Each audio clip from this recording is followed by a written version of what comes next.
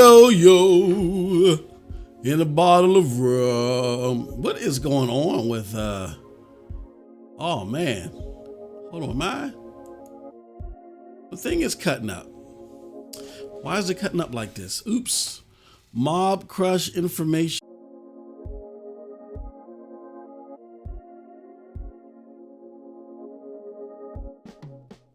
All right, I think we're back. Are we back? I believe we're back. Yeah, we're back. All right. So sorry about that, folks. Freaking, this is OBS, man. I finally got things working right, and then OBS wants to cut the hell up. But let me continue to send these notifications out. And can you do us a huge favor? Let people know that we're live. We got a very special episode to talk about today. It's going to be more joyful than, oh, bird. Oh, my little wing of the internet doesn't like Stadia no more, bird. It's all over, bird. No, we're not gonna do that silly, stupid stuff here. Again, and something that I've said over in Sound Off, which I'm gonna say again here, but not with the Sound Off veracity to it. Just give me 1 second. I want to shout out the chat and everything. And also, while we're waiting for me to send this out, congratulations to the winners of our member giveaway. We did our member giveaway today, and the winners were, you probably saw that at the beginning of the stream, the Magic Wheel. The winners were Seymour Butts, which I don't know if that's a sock account, but we'll find out. Seymour Butts and what do you call it? Seymour Butts and Dr. Stream X, the homie, Dr. Stream X.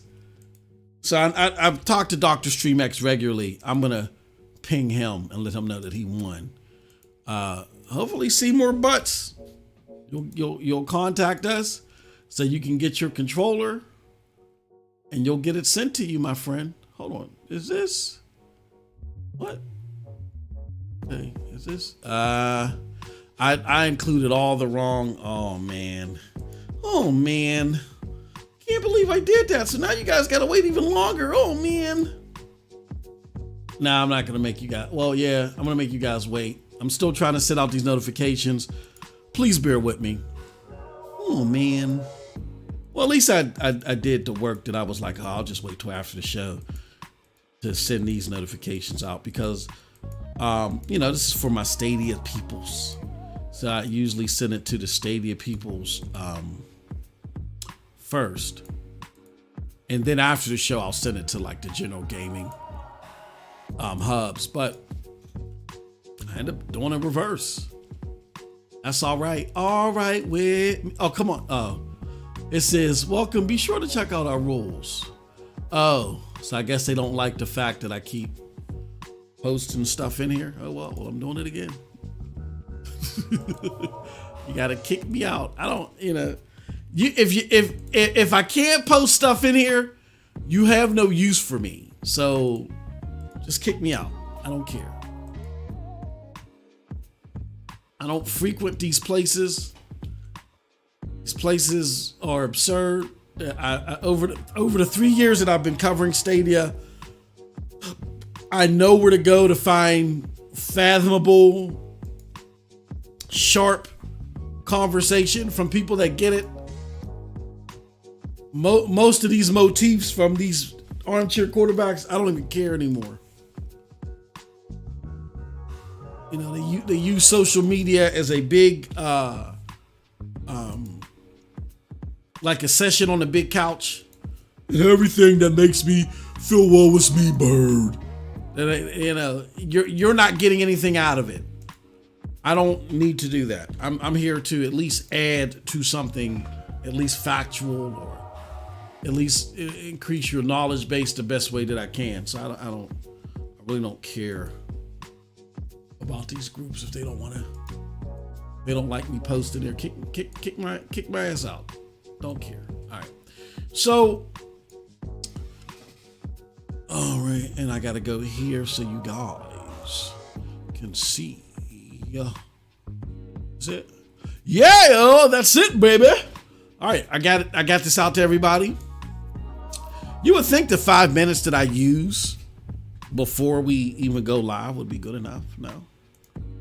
Nope. Welcome everybody. This is PNTS Network's StadiaDosage's own MM2K. We're here with another SLS feature in MM2K. I hope you guys are happy to be here. I am here. I'm happy to be here. We're going to talk about several things. I'm not going to do the little ticker. I don't feel like it. Just I got to be honest with you. I'm in a very honest state of like I don't give two rats asses state of mood today. You'll hear that all throughout this podcast. But definitely I want to shout out to the people that are in the chat that are here. Shout you out. We got Dr. Stream. Yo. Dr. Stream X. You won, brother. You won. I'm gonna reach out to you. You won the what's it called? Did you even know that we were running sound off today? Or is sound off? I get it. Some of y'all sound off is too rich for your blood because that is MM2K unhinged. I just go all off. You know what I mean? There's no PG there at all. The saying goes, tuck granny to bed. But yeah, you won, man. Amador, who's also a member, you didn't win on boo-hoo. Why do games keep coming to a dead platform? He'll figure that out one of these days. Yo, wrist locks for all. Oh, damn. Come on, man. Don't do that. hey, yeah, don't do that. We try to, let's not talk about people's family. I get roasting people, but let's not try to get on their families. I don't do families. The rules here, Lars, right, which that was kind of, don't do that. But, I love a good yo mama joke, but then because some people's moms, or parents may be expired, or our general rule of thumb, Lars, which I know you didn't mean anything by it. I'm glad to see you again. General rule of thumb is, no family, no spouse, no kids, no sexist, racist, or things against people's sexual orientation. We try to stay clear of that because even though we feel like we're just poking fun, it could hit a vital nerve. You know what I'm saying? But anything else is on the table here. I'm just, I'm just that much of. That's how less of integrity that I have. Any and everything else is on the table. But oh man, don't do that. Hey yo, what games? All right, ODB, yeah, brother, we was killing it. Child go. Good to see you. Simpleton in the house. Hey, Simpleton was going. Yo, Twisted Baba. Twisted. Where you been at, man? We was digging in that old Dirty Blasters action this weekend, racking up them points, man. Oh man, it was beautiful stuff. It seems like Amador says Stadia is losing to few people. Shut your ass up. Yeah, Seymour Butts. Yeah, Seymour Butts won. Now again, I don't know if that's a sock account or whatever the case may be. We'll see. Victor Del Maestro, what's going on, good brother? 3 years of Stadia hasn't been successful. It's over. Shut it down. Hey, MM2K in chat. Nuts Will in the house. Excellent. Avery Bobo in the house. Yeah, sound off, man. It's a little bit too rich for some people's blood. I get it. What's up? Bulls for life in the house. What's the pro lineup for June look like? We're going to get into that. Don't mess with the people's mothers unless it's Ray on Cowboy. Yeah, exactly. I know, that's different because they don't mind it. It's just, so I've had some people, unfortunately, that I've cracked your mama jokes at it. They're like, oh, that's great. My mom passed away last week of Blue Nile disease. And I'm like, oh, snap. You know what I'm saying? And I mean, if it's a troll, well, I guess I shouldn't say that. Because, talking about death, very serious thing, you know what I mean? It could come back to bite you, So I won't say that, but I won't say what I was about to say. I'll just say I try to stay clear of that here, but I know no malicious intent. It was all about, all that stuff. He said, hey, MM2K gang. Dr. Streamex says, that was the longest political answers ever. I know. But, I've had my run-ins to where I was like, ooh. You ever do that? Like, ooh, I wish I wouldn't have said that. I would tell y'all a funny story. Nah, I ain't gonna do that. I'll save it for sound off. It's a funny story. All right, so we have on the docket a few things. We got a new partnership that we want to talk about. I got some real cool Stadia stuff. Matter of fact, and while I'm thinking of it, hey yo, Dr. StreamX, if you could send me your information, brother, that way I can order your controller tomorrow. I gotta find the Seymour Butts.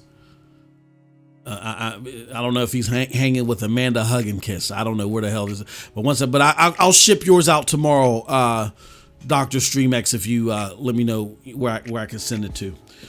That being said, we're going to talk about, again, what did I say? New partnership that got me excited yesterday. Y'all can see by my tweet. We're going to talk about some cool thing that I did yesterday with Stadia that just shows why a lot of people love Stadia, even prefer it. You know what I'm saying? There's nothing wrong with that. You know, you prefer something else, fine. If you like it, I love it. It's all right. But this is why a lot of people prefer Stadia, because the inconvenience, the convenience and the versatility of it is awesome. I want to show you guys firsthand something that I was able to do. It's crazy. And lastly, I want to talk about this week on Stadia. Cloud validation in the house. Yo. Philip says Apex Legends is on the Play Store now. Wow. Why can't we get it on Stadia? Oh, is Apex? Oh, they got an Apex Legends mobile. Here's what it is.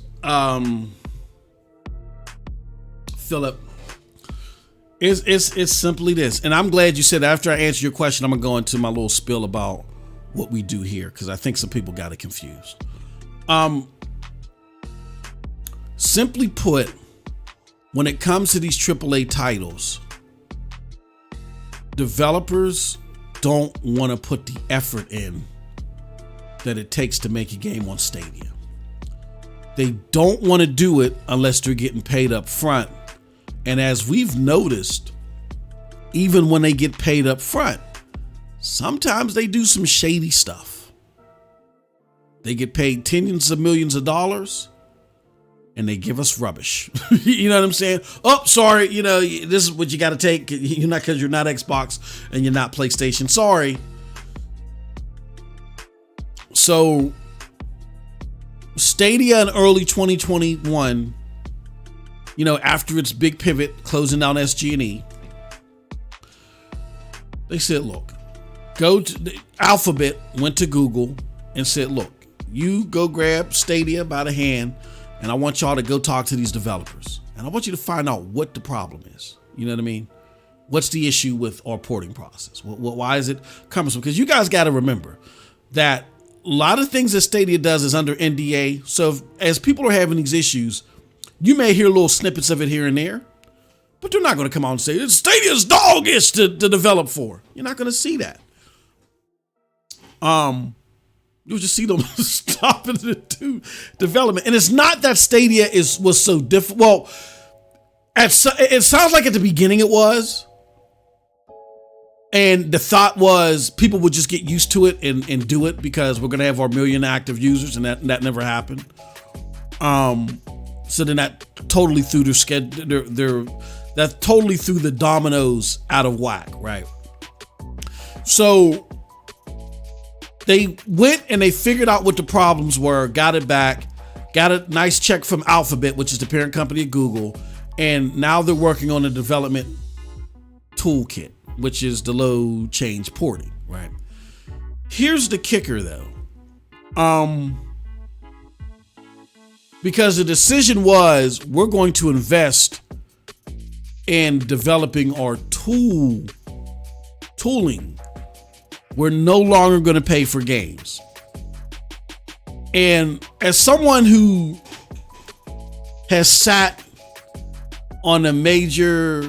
sat in on major boardroom decisions for not for the entire company, but for I have a couple of times because some crazy stuff happened, and it just happened to be in my sector, and I got to sit with the big wigs, and it was like, oh God. But but I got to sit in on some major decisions that dealt with some of our major clients in a major way. When you sit in on those decisions and you guys try to figure out what you're going to do, especially when it's from a competitive level, like we do something called sending out an RFP. That's a referral for I forgot. Oh, Jesus Christ, I forgot it because I ain't done an RFP in years. But a referral for something where it's like a referral to go to a client and get their business back, right? And when you do the RFP, they're upfront and they're open with you. They're like, hey, look, you guys are upfront and first to get our business, or no, we're looking at company ABC rather, and this is why we're looking at them. That's the purpose of the RFP. It's like a questionnaire they fill out. You engage them and say, hey, look, you can continue their business with us, and they're straight up and honest with you. And that's because that's part of the contractual things that, when you're up for RFP, fill it out, be honest with us. Let us know where we're falling short, right? So when it comes to these competitive type things, the number one question is, what is our competitors doing? Our competitors that are not having this problem. Like if we go and we put a whole bunch of money into ABC, are they doing that because they seem to be more successful in this aspect than we are? And when it comes to, especially the Fortune 500 world, success mimics success, right? So I know a lot of people think that the answer is just paying tens of millions of dollars for more ports. The problem with that is I could just tell without even being in those decision meetings. And I would love to sit with Google some point in time for them to just come on here and just confirm. I can tell you why they're not continuing to pay tens of millions of dollars. Because they don't want the bad publicity. They don't want It's Hardcore kicking them in the shins. You know what I'm saying? And I'm not saying it's not even all of It's Hardcore, but they don't want It's Hardcore kicking them in the shins. You know what I mean? And having to deal with any negative publicity, right? But the reason is that they looked at it and they're like, are the competitors paying tens of millions of dollars for ports? This is a 1% business. Why aren't they paying for ports? Oh, well, their porting process is simple because it's just a flip of a switch. Well, how do we do that? How do we get, as Kareem Yap said in the 2021, not the 2022, they let y'all know since 2021, in the 2021 Stadia keynote, how do we get the porting process turnkey? And don't you find it interesting, and I'm not saying that this happened, this was a coincidence, but don't you find it interesting that as people were moaning and groaning and coming up with this stuff like, well, Stadia is no longer, focused on growing the platform and they've given up on triple. While we've had those people saying that on the periphery, wasn't it interesting that we were able to say, look, hold on, you guys just aren't tuned in. You guys aren't locked in. And I don't know what you're listening to. Because I remember back in 2021 when Kareem Yap said, we want to make the process turnkey. Y'all forgot about that. Well, I didn't, because I'm paying attention to the facts. And when Kareem Yap said we wanted to make it turnkey, that's stuck. That means that we want to make it a flip of the switch. Just like how GFN is. Just like how Xbox is. And like how even Amazon Luna is. Right? Stadia is the only one out of the bunch that doesn't have a turnkey process for porting. You can't be a 1%. The numbers just don't add up. And I get it. We're emotional as gamers, so sometimes we let logic fly over our head, and we say things like, "Oh no, I mean, I get what you're saying, that it's the porting process, but it can't be because my gut is telling me." Your gut's just sitting there bubbling with all types of gases that don't make any sense. But we got to get out of our emotions and look at the reality of it. The fact of the matter is, this is a 1% business. They're not going to sit there and waste the resources on a 1% business like they do an Xbox or a PlayStation. That's why GFN and all the other cloud platforms, if they're aggressive enough about it, they don't have the problems. Pretty sure Stadia is aggressive about getting these games too. That's why the AAAs is why they changed their whole perspective. That's why they closed down SG&E. They did it because, again, the first time that Stadia started talking about success was with Cyberpunk 2077. And they said, we realize that we got to get the games on here that people want to play now in these early years.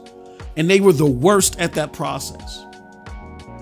So to answer your question in short, Philip, is that it's too cumbersome right now for Apex to even focus on Stadia. And I would surmise possibly they, like others, are looking at tinkering with Stadia, adding their games when the low change porting gets rolled out to everybody at the end of this year. And that doesn't mean that as soon as it gets rolled out, then games are going to start popping out that month. No, people got to get used to it, figure it out, whatever. And then, negotiations have to be finalized, contracts.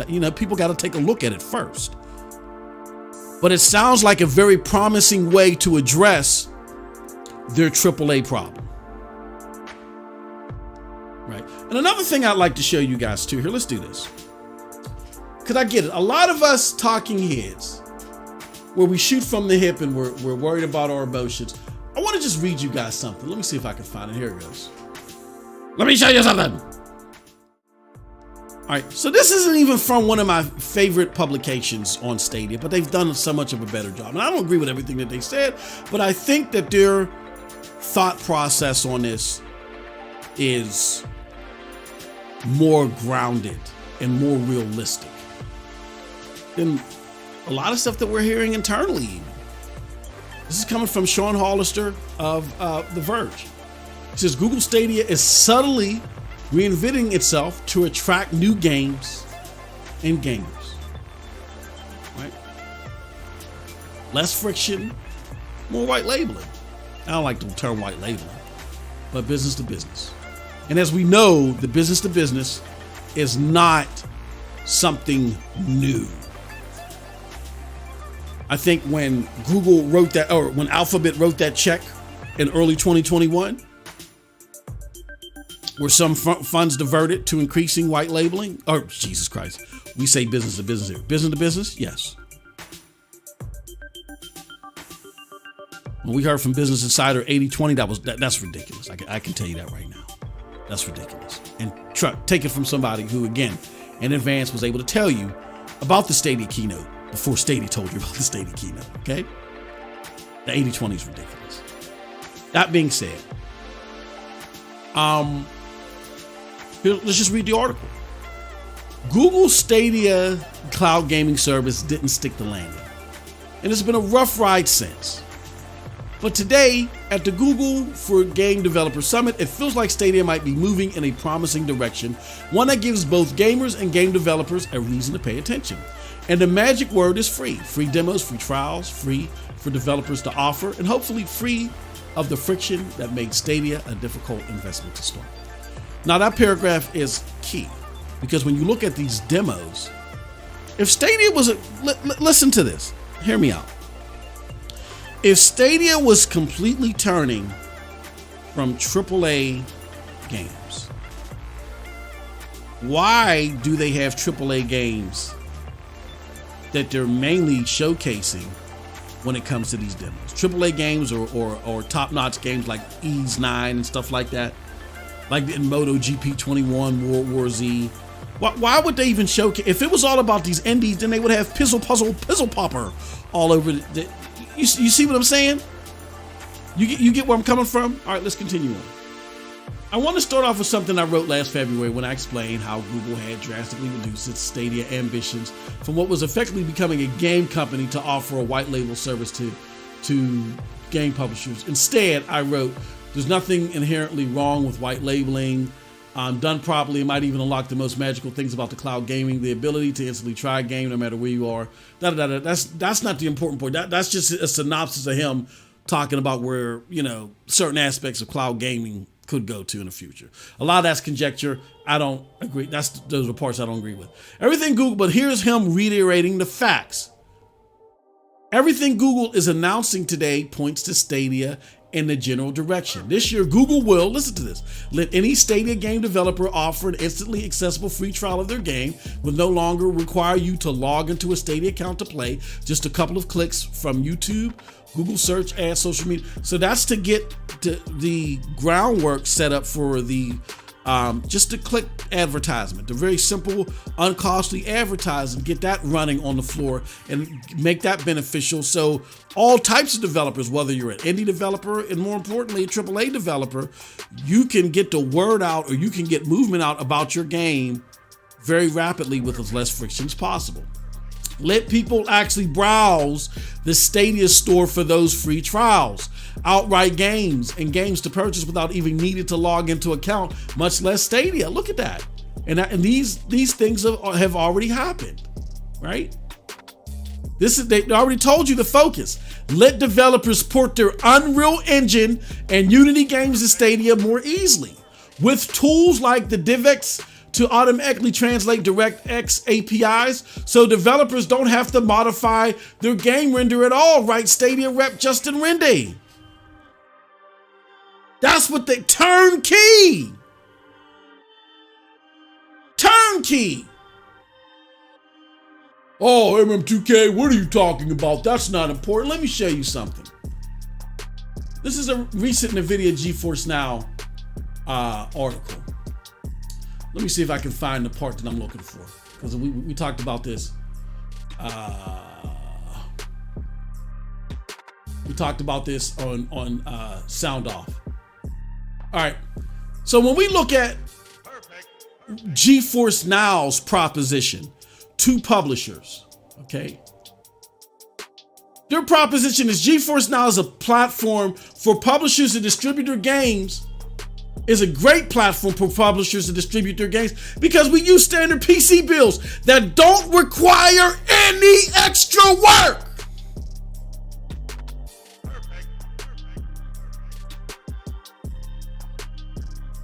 Eisler explains, it's the only platform that doesn't charge publishers as well. Now don't get caught up in that because, yeah, they don't charge developers, to be on the platform because they're just renting out the access to the PC. Doesn't mean that the developer still ain't getting charged from their store. So of course, can you imagine if Steam or not Steam, GFN had an additional charge for the developers on top of the charge that they're getting from the store, the game store that the game is coming from? No, they wouldn't get the time of day. So basically what GFN is saying is, hey, look, we are, we're frictionless as possible if you let our games on this platform. Basically what we're doing is we're allowing you to put your game on this platform and you ain't got to do any extra work and we're not charging you anything. All we're doing is, now granted, I know people want money from us, but look, here's their other proposition.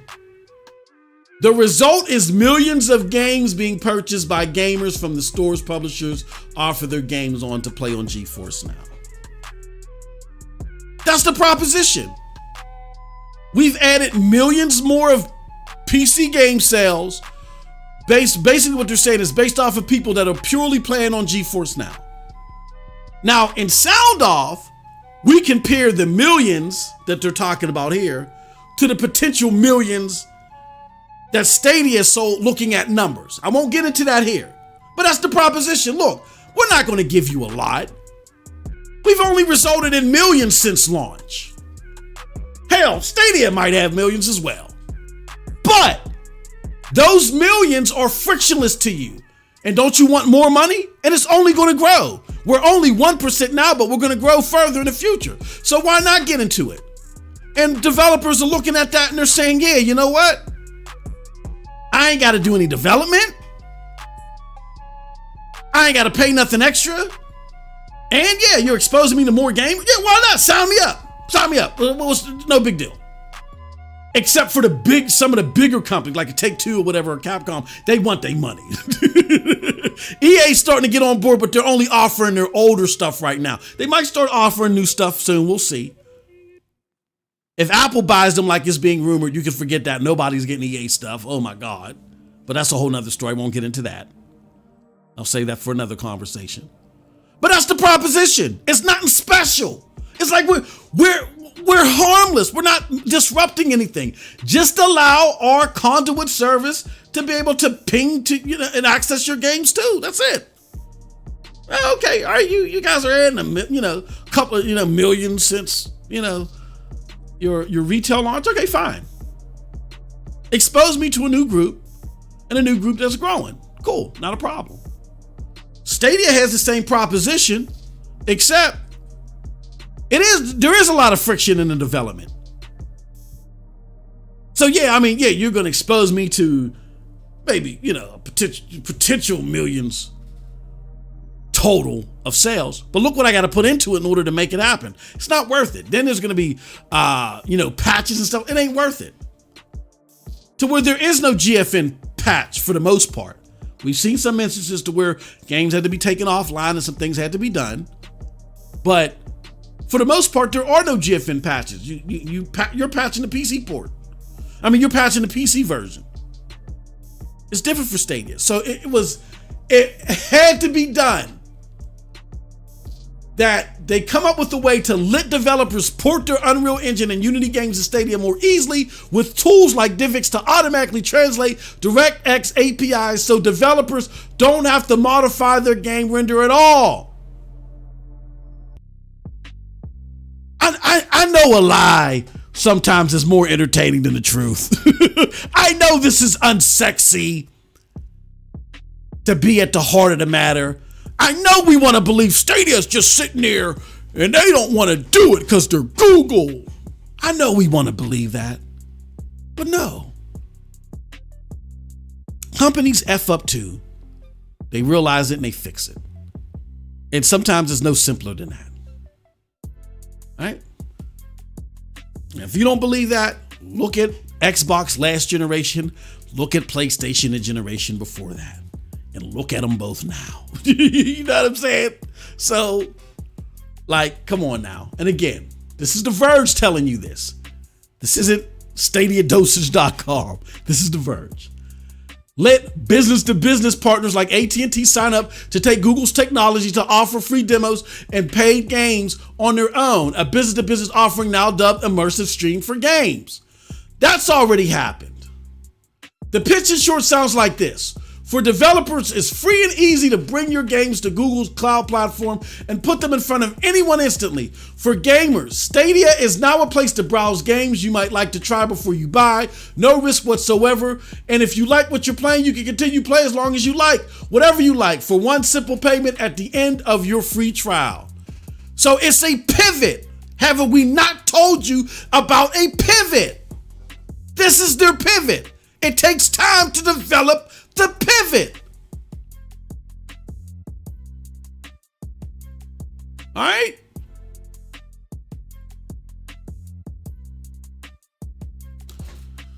So, with that said, I get it, folks. And then I'm gonna turn it over and to you guys to get your input, and then we're gonna move on to this week on Stadia and get your thoughts on that.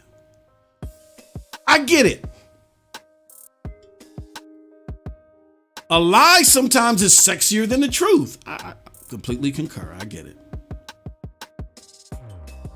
But what it is that they had to recalibrate because a vital part that renders success now, they were falling behind on, and they could no longer ignore it. Or they can no longer click their heel. I don't want to, and again, I don't want to insult anybody at Stadia, but I'm just, this just don't confuse the theatrics for my actual understanding of the stuff. But they can no longer click their heels and hope that they reach their million, because they tried throughout the year. Now, if we could have a discussion on whether their tactics, worked out. But now it makes sense, right?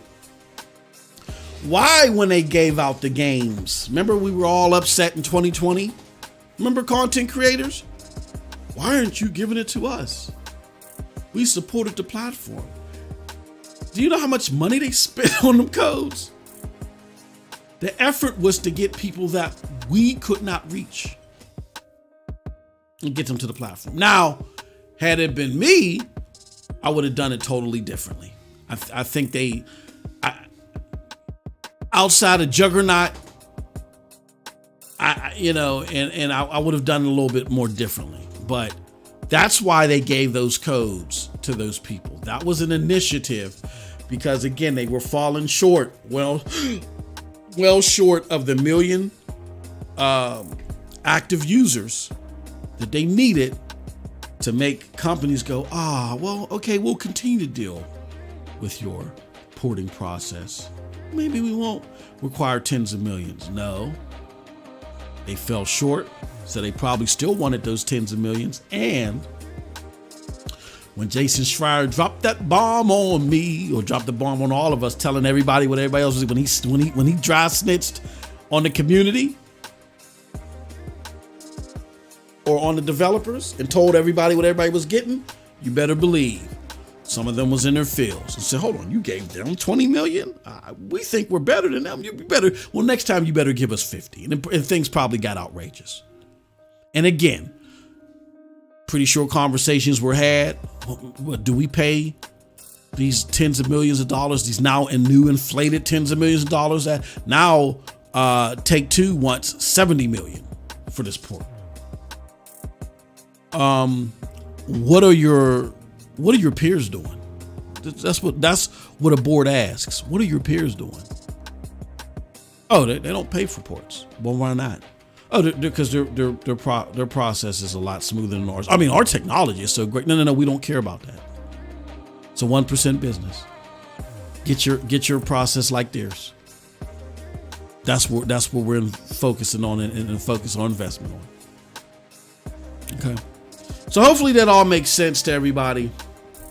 And I get it. It's, while we're waiting for this to come to fruition, people aren't happy on waiting.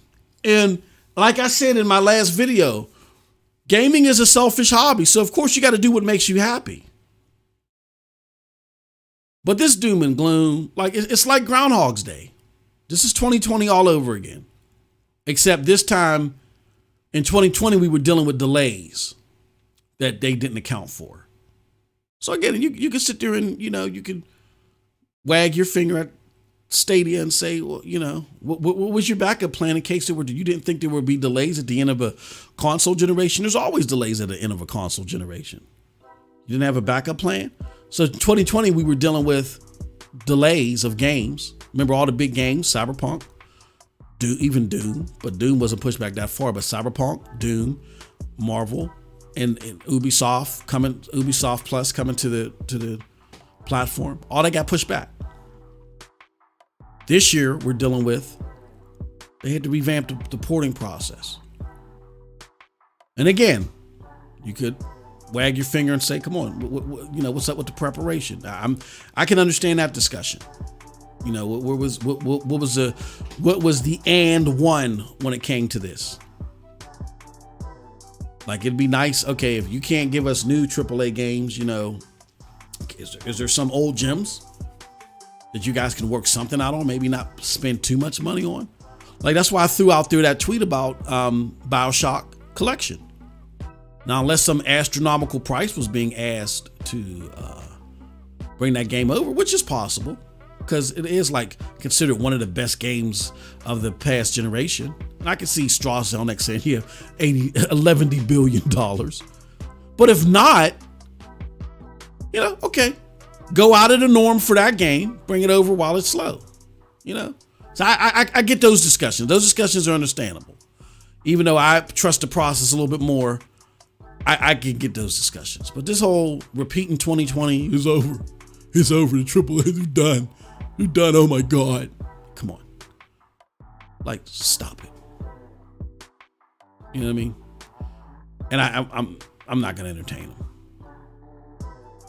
And for those that question, why is this platform doing that? Phil Eisler just explained it to you. It's frictionless. It's nothing. Our proposal, there is no master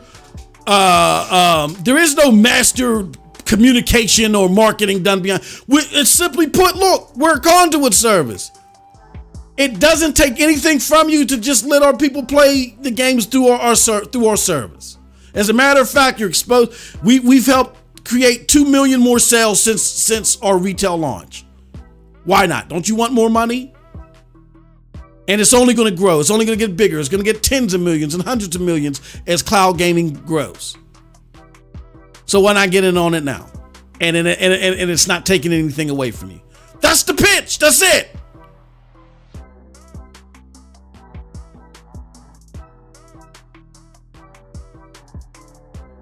All right, let's go to the chat.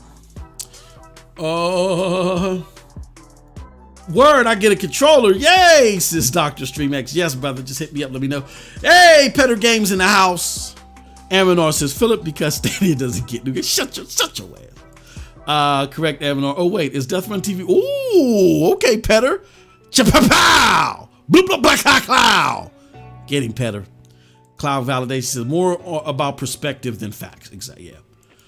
Doesn't have enough letter A for him.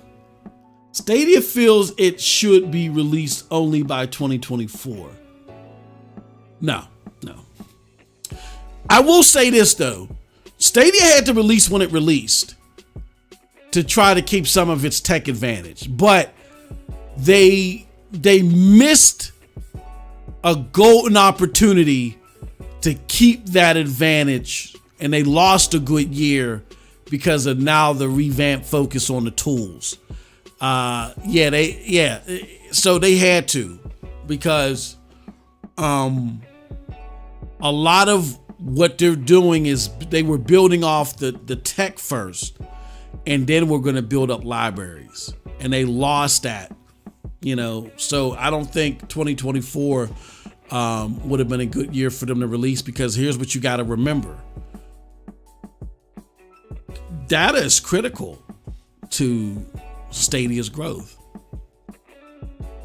Just off of 20,000 hours of data, Stadia was able to go from 1080p 60 to 4K 60. And for a while, they were the only platform that was able to do up to 4K 60. They got that capability off of gameplays, off of people playing the platform, right? You don't get there if you wait till 20. So they release in 2024 at 1080p. When I would surmise that Amazon Luna is going to introduce 4K before 2024. I expect them to introduce 4K, if not this year, next year.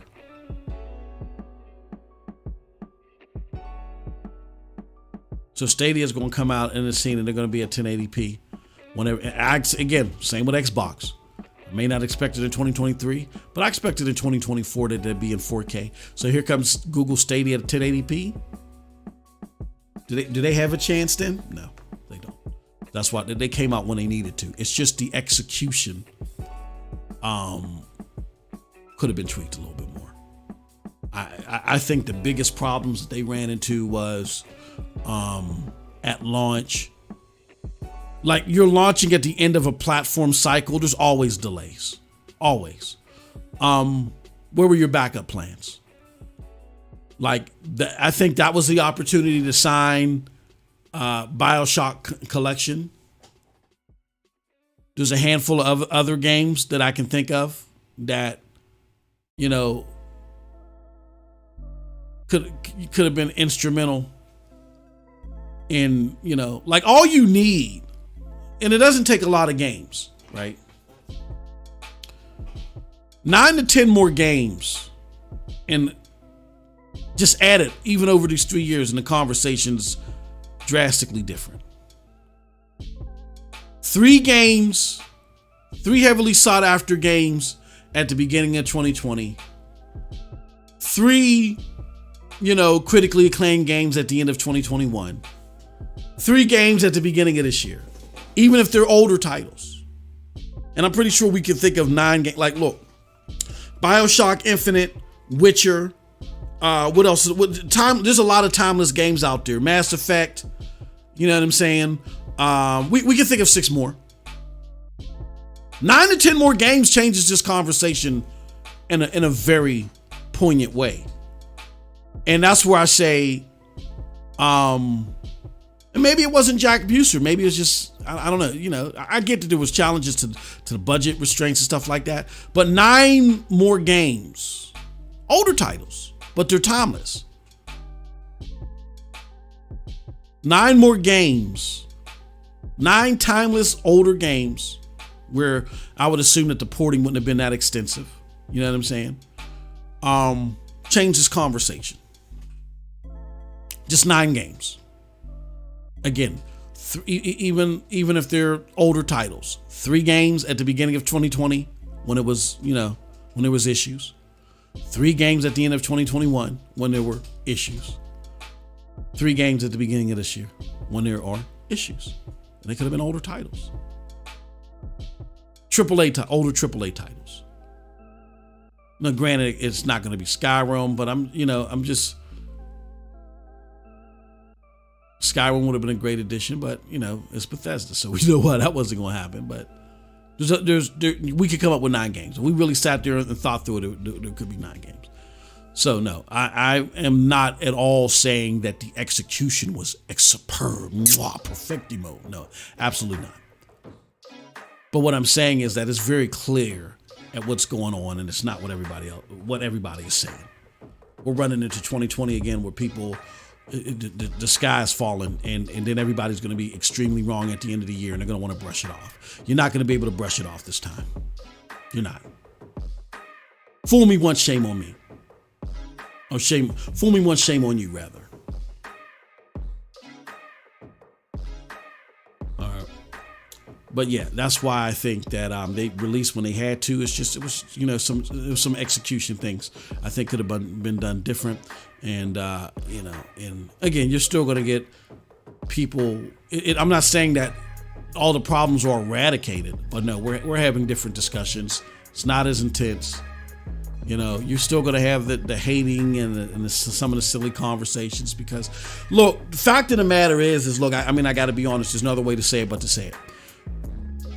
There was an infusion, and I get it. There was an infusion of conjecture and thought processes when I came in here, when I first started doing this, and people who just didn't know the precedent, who didn't know the history, that just don't know how this works. They basically looked at PlayStation and Xbox after decades of building and thought that anybody new that's coming into this should be able to do it that easy.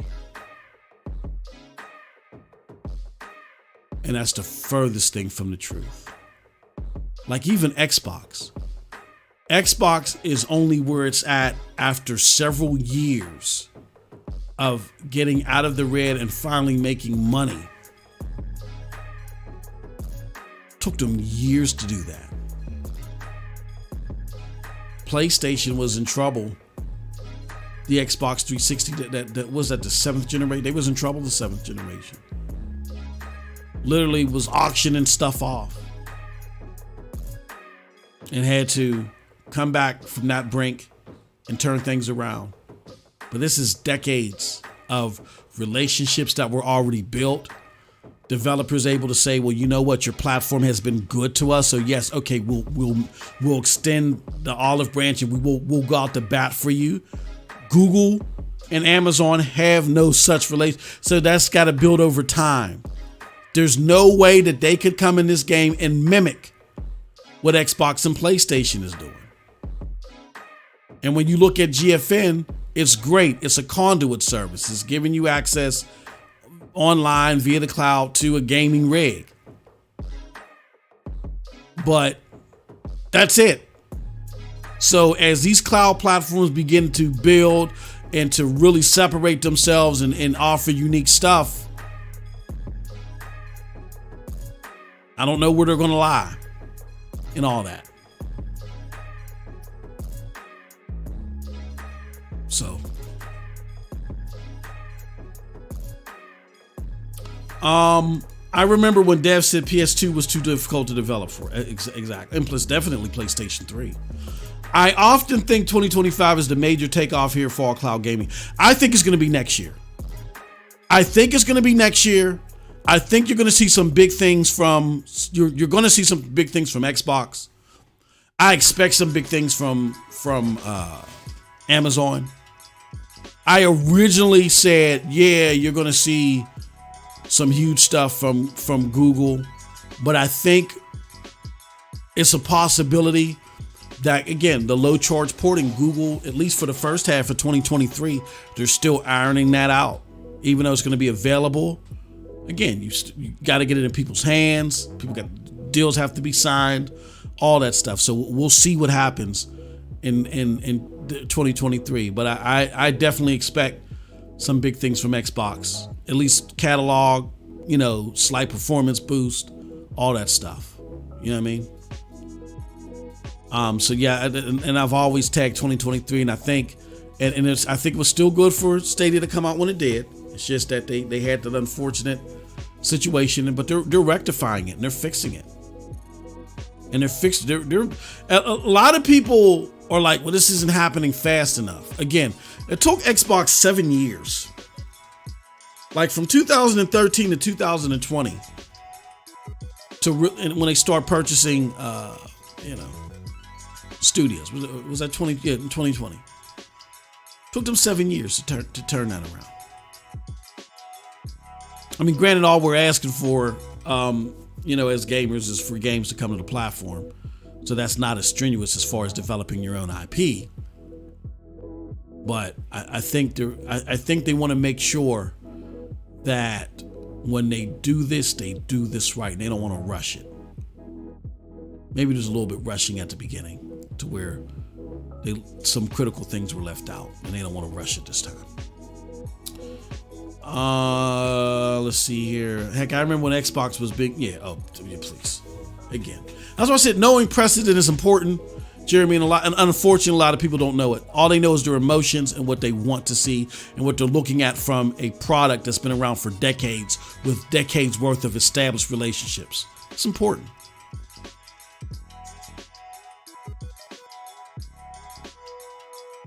Ron Slusher says, why is Stadia partner with indie developers if they're going to die? Because they want to die softly. Xbox had Halo CE day one, which shut haters down. The first console shooter. No. Brokery, you how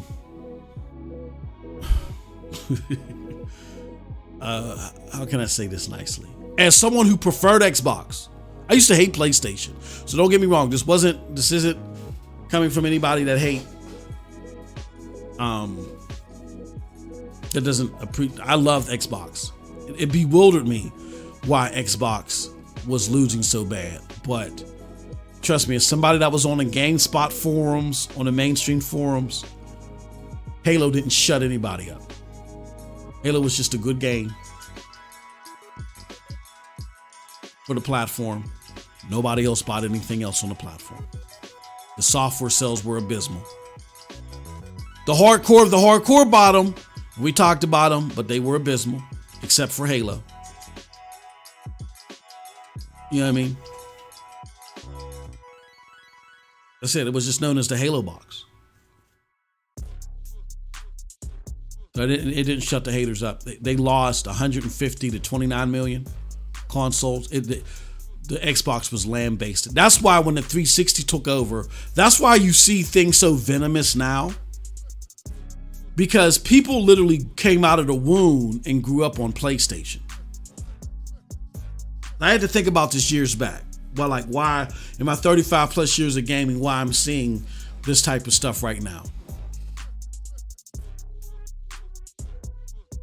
And that's because people came out of the womb playing PlayStation, so they have a connection to PlayStation that's just like infinite. And when the younger generation that came out of the womb playing Xbox or 360 are now growing up, you're seeing those two groups battle each other.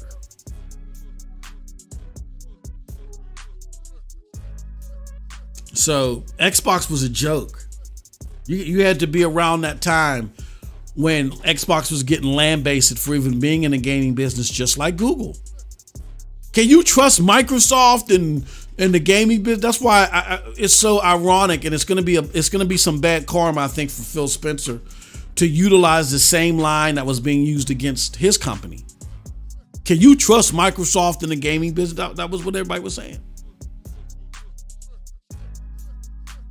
And the only thing that the OG Xbox did was show that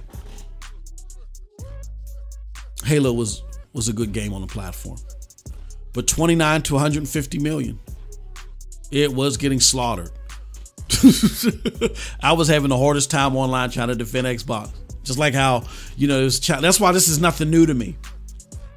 It's like there was a challenge me defending Stadia, but I'm used to it. The second time around, I'm used to it. But oh my God, because I don't follow crowds. I just look at the quality of the content, I look at what's going on, and I look at whether I'm happy or not. And I look at whether there's growth. And even though Xbox was getting decimated, right then and there, you could see that there was growth. People were starting to look at some of these Western developed games, even though they were doing poor in that iteration. Xbox did the smart thing, came out next generation, they came out early. Now, granted, they had a 60% failure rate and they knew that, but everything doesn't go smooth in the world of gaming.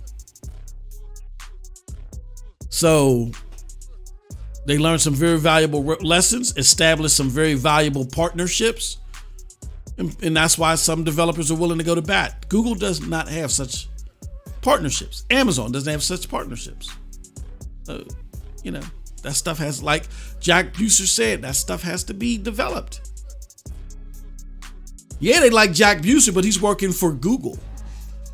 Yeah, people love Phil Harrison, but he's working for Google. They want to see what Google's doing. How is Google showing its dedication to the field? And they're doing so behind the scenes. We just can't see it. We'll just see how, but what we need to gauge is how effective it is. I don't think the question is not, is Google dedicated to gaming and AAA gaming? That to me, that's a silly and somewhat foolish question. If you look at everything in chronological order, you know the answer. The answer is yes. The question is, do they have the right plan in place to be effective and to move forward in that regards? That's the question. I believe yes. If you believe otherwise, I can dig it. I can get it. I can dig it. I really think that when we heard from was it Patahern and Matterhern and others, like you could just tell in the tone of the things that they were saying in the GameIndustry.biz article that you could tell, because I can relate to this because I've had to do this multiple times during my career. You could tell that they were pissed. You could tell that they were pissed that things didn't go the way that they wanted them to, or things weren't progressing as well as they wanted them to, while they were falling so short of their million subscriber goal. You could tell they were pissed off as the co-founder, and so they took over in a lot of regards. I've had to do that before. I know, because their words were sharp. Go back and read that GameIndustry.biz article. Their words were sharp. They were pissed. I don't think so much pissed at, they were probably disappointed at the reception and some of the things that the journalists were doing. I think they were pissed internally. That's why if you notice, like, is it Matterhern and Dom? Like, they started liking articles where they were like, Stadia messed up and Stadia. They didn't do that before. Stadia got off to the wrong foot or whatever, then you start seeing them actually retweeting those articles that said stuff like that, including this one that I read you from The Verge. They didn't do that before. I think that they're pissed at how things occurred at first, and they're sitting there looking like, why? Who signed off on this, and what, and they're like, okay, now we created the damn thing. Now we got to, do it too. We got to make, roll it out too.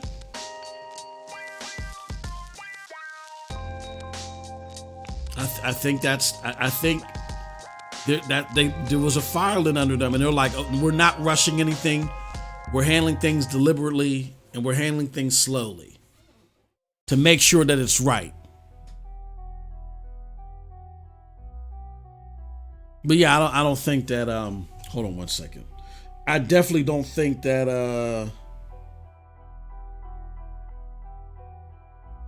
oh, that's interesting. Okay.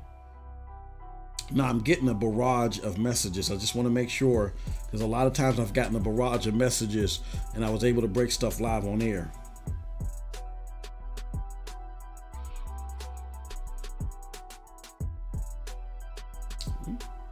Oh yeah, I got some breaking news.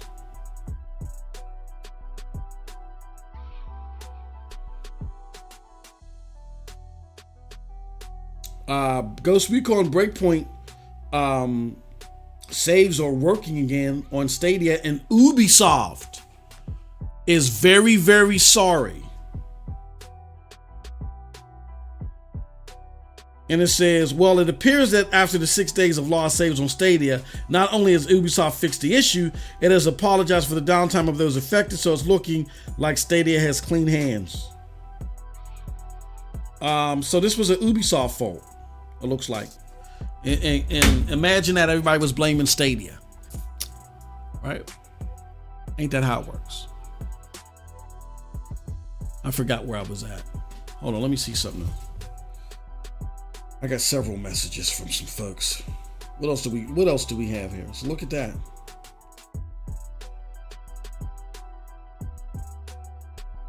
Hey, okay. Oh, okay. I got you, Dr. StreamX. I got you, brother.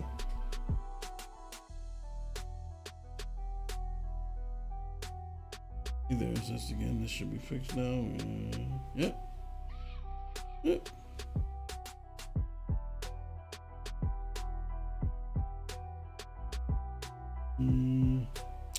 Yep, so all of you people that were, oh my God, Stadia needs to do something about this now.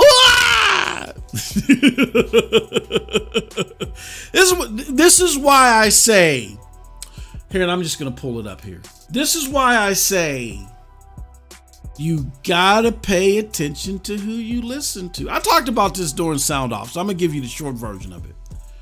The short version of it is, I get it. A lot of people came to this platform and you guys were disassociated from gaming. So really, you were more acclimated to the people that you were talking. And this isn't everybody. This isn't even the majority of the community. This is just a slither of the community. You were more acclimated to the people that you were listening to the actual stuff that you were being told. You know what I'm saying? Because you were having these great conversations and this warm felt things were happening. And I remember being on podcasts where we were crying over our undying love of Stadia and Stadia of love. We were doing all that.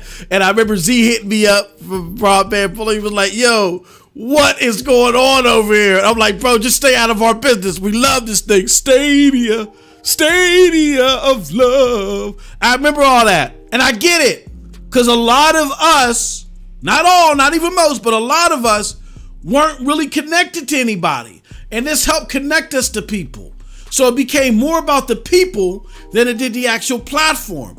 So you're going to wherever the people are going. Nothing wrong with that. I can't tell you how to live your life. But when you do that and you don't get the facts, don't look at me. And that's why I said several months ago, don't ask me why me and another content creator or whoever, Anybody on social media can look at the same data set and come up with two totally different iterations. All you got to do is ask yourself, did MM2K, was his following on that right? Or was it, that's all you got to ask yourself. End of story. Let me show you something. Ghost Recon Breakpoint saves are working again on Stadia, and Ubisoft is very, very, very sorry.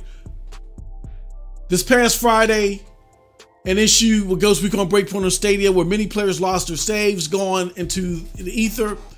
At the time, Google was aware of the bug and working on the problem, though Ubisoft was silent. Well, it would appear that after 6 days of lost saves on Stadia, not only has Ubisoft fixed the issue, it has apologized for the downtime of those affected, so it looks like Stadia's hands are clean. On Stadia's 25th, may have lost your progression. Since realizing this, our team has worked hard to resolve and restore your save as you left them before the issue occurred. Today, we're glad to share with you, you should not face inconveniences anymore related to characters being missing or being erased. Our apologies again for this problem and inconvenience, the Ghost Recon team. I mean, again, I get where the company and the friendship averts the loneliness. I get it, but that's what I'm not here for. I'm not here for that. I'm here to acclimate people to facts, show you what something is and isn't. And if you like it like me, come on over, come to the crib, let's chill, let's rap some more. If not, okay, well, at least I showed it to you. I respect your decision. Let's go. And hope you find something that you do enjoy. That was our process with Doc Dark. You guys know, a lot of you that are listening right now don't realize how Doc Dark came about to this community. I remember I had a tooth infection. I think this was 2021? I had a tooth infection and I had the flu. all at the same damn time. Tooth infection and the flu. So I'm laying in the bed and I'm just going through gaming stuff, and I see my bro Porter Rock, who I've battled on so many occasions in my Xbox fanboy days. I see my homie Porter Rock go and talk about his brother, right? And guy looks just like him. I'm like, holy crap! So I'm listening to this guy, and this guy's an Xbox enthusiast.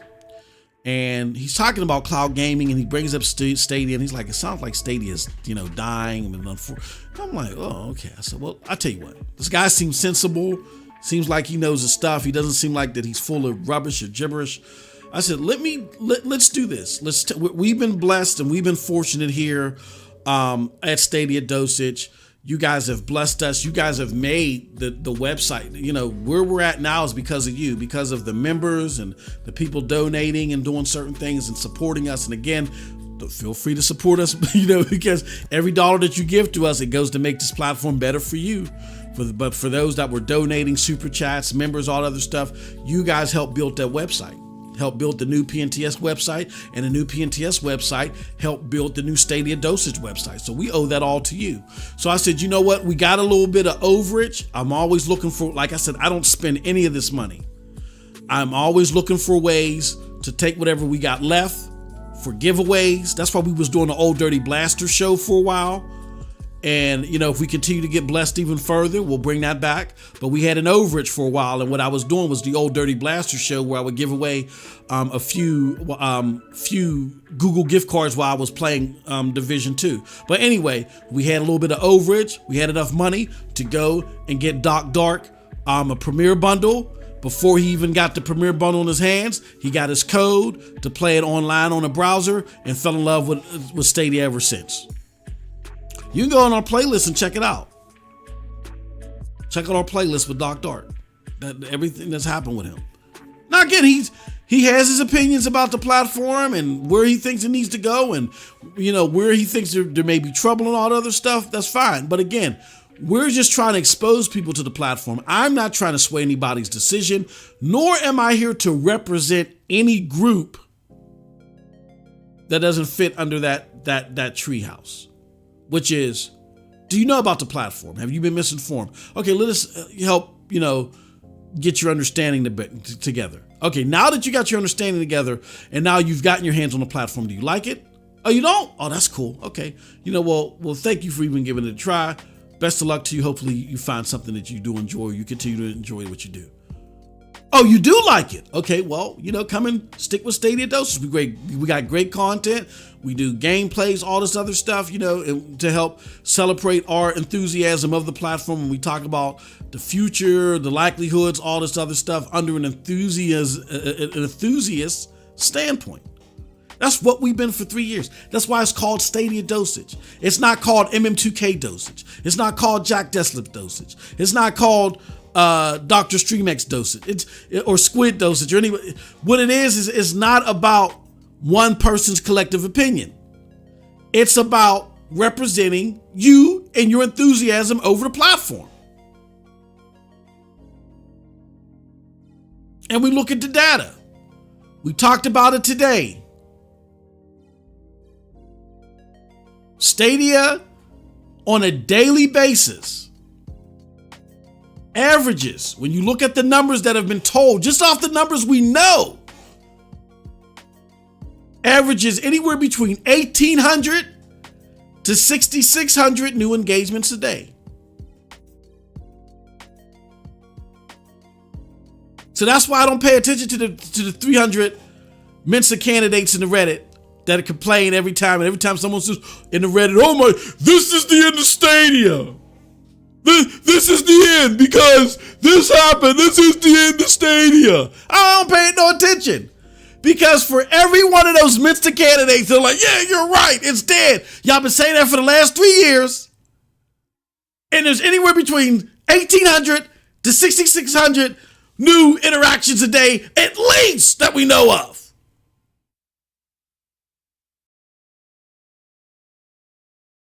Stop it.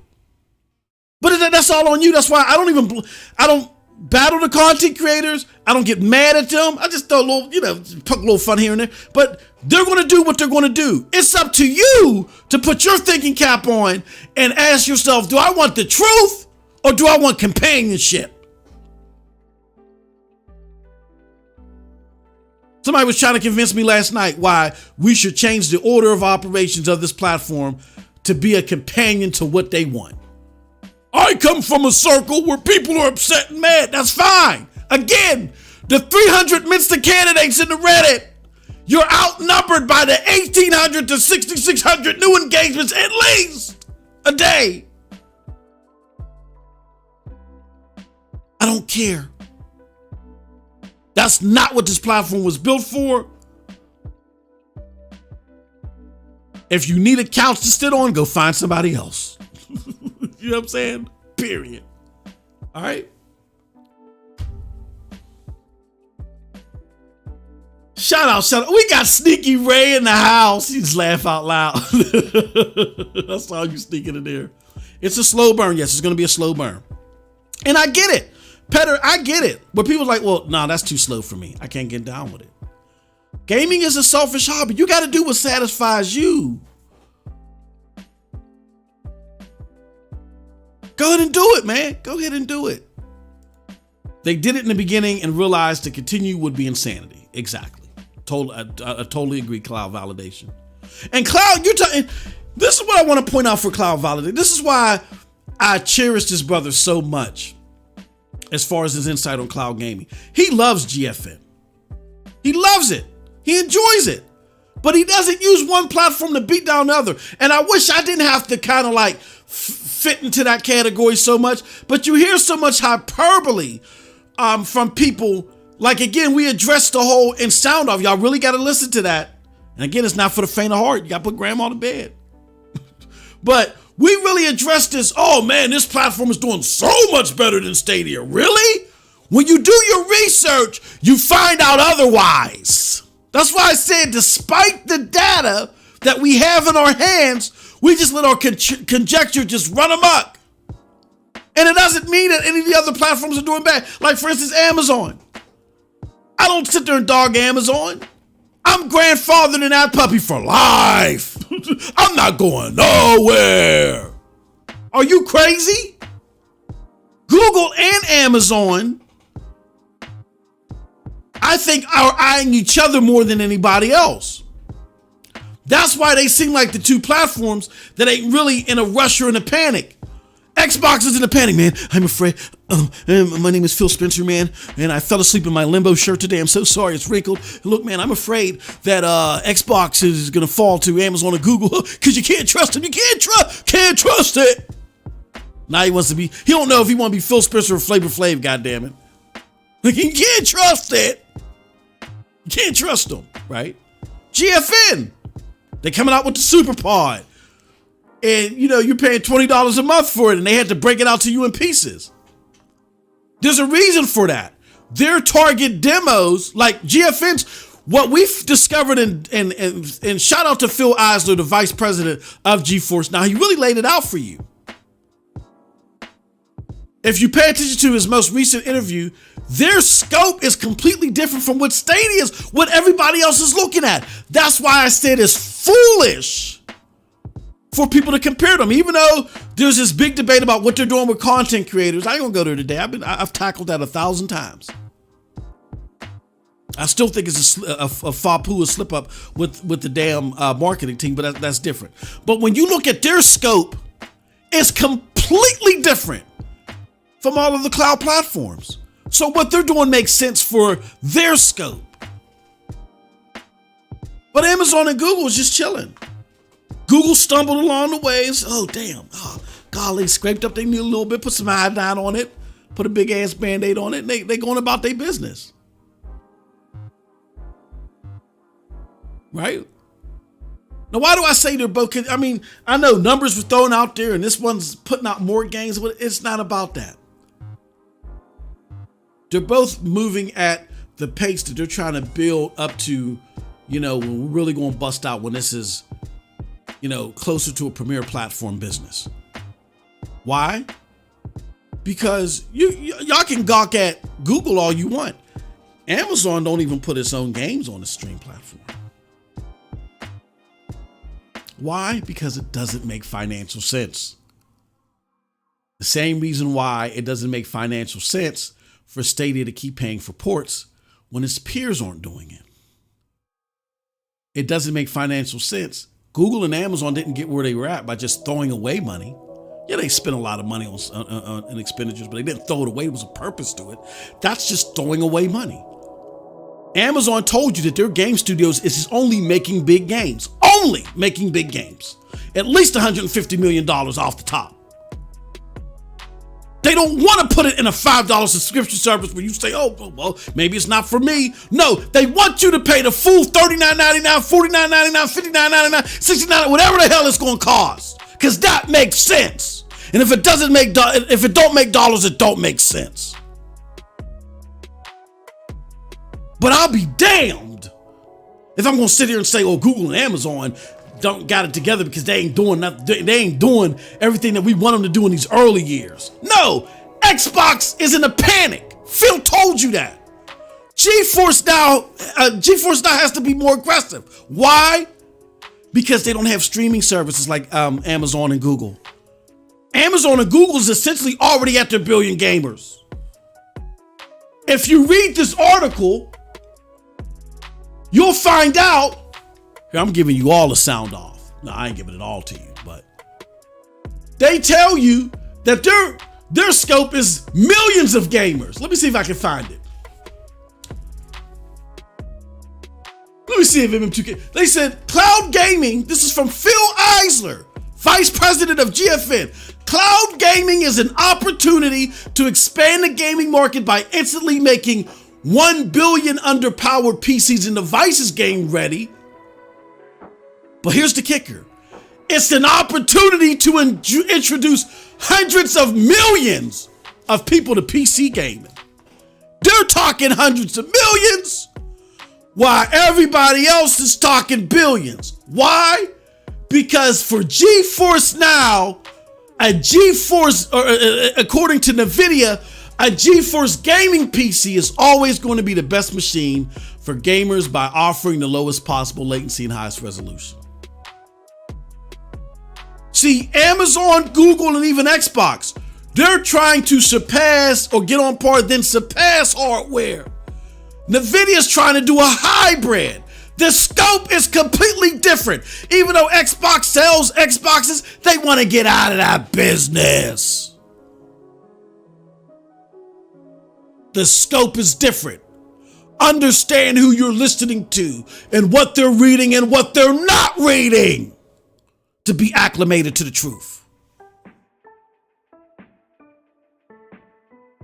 I digress. I go back to the chat. And as the player base grows, player by player, Petter says, it will gain momentum and compound. Absolutely. That's why, again, Amazon and Stadia are in no rush. That's why you don't see Amazon putting its own games on this platform, because it's a 1% business. They want that 99% money. You know what I'm saying? And they realize we're already there. We're already on the 1 yard line. Everybody else is trying to catch up to us. We're essentially at the 1 yard line for American football references. All we got to do is move a half an inch and we got the touchdown already. We're already here. And that's why people are frustrated with Amazon and Google, because they're already at the one where you see Xbox and GFN and everybody else throwing 50-yard bombs and they're trying to get there. Amazon and Google's already there. How are they already there? Because they already have, if not already, Google has, or we know Twitch has, or will have very soon, billions of gamers, or over 1 billion gamers watching content creators.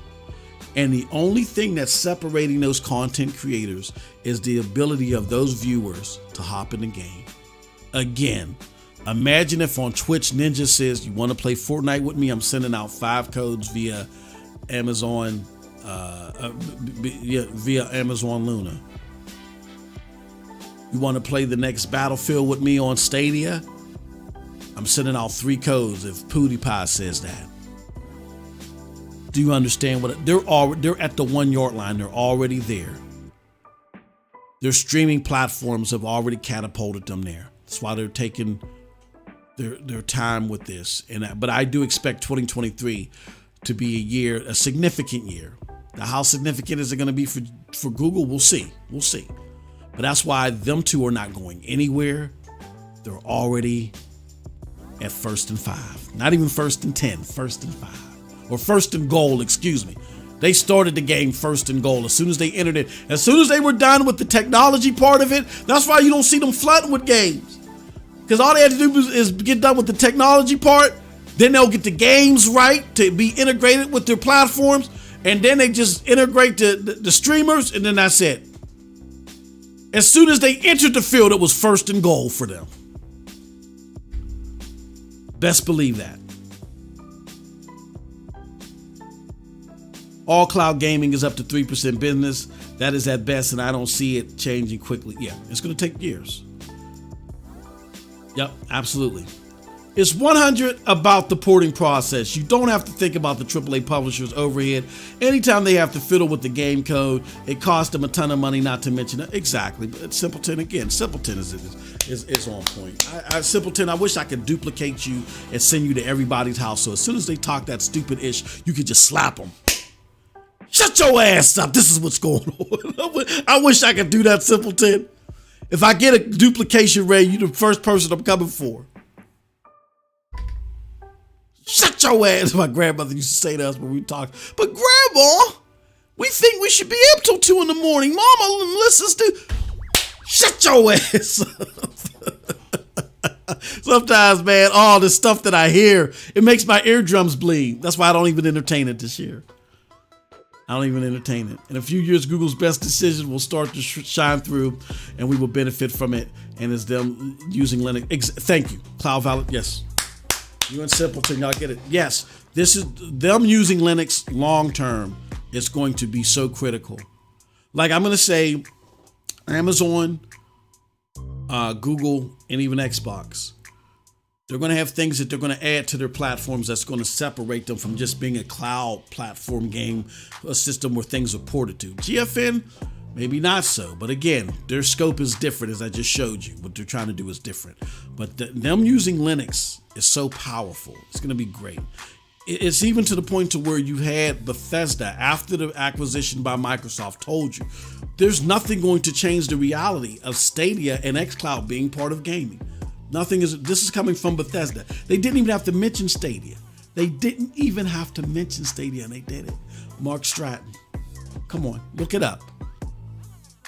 Just because a game is in AAA doesn't mean that it's not good. Just ask Mass Effect Andromeda and Anthem. Leave my Mass Effect Andromeda and Anthem alone. I like those two games. Yeah, they were poopity scoop, but I liked them. Yeah, Ron. And you know what? All that AAA argument that got us all worked up at the beginning of this year, that's going to die out because there ain't nothing coming. We're in for an indie onslaught. Even for a white label part or business to business part of the service, they still need the tools to port games. Yep, absolutely. I hear that, Ron. Imagine if they spent 10 to 15, 20 million bringing us Battlefield. Oh my God. Hey, yo, cloud validation. Now, the homie Bippity Bop tried to argue with me about this one. Well, he didn't try to argue with me. He was cordial as always, but he countered me on this one, but I'm with you 1,000%. Yeah. Can you imagine if they would have, if let me put it like this. And I get where, you know, at the end of the year, Stadia maybe didn't have the pow game that we was looking for like we got in 2020 with Cyberpunk. But can you imagine if Stadia got Battlefield 2042 and instead of paying 20 million for it, they paid 40 million of it. They said, look, here goes an extra 20 million to make sure that it's cross-play. And even with the cross-play integration, people were still having problems and people ain't playing it.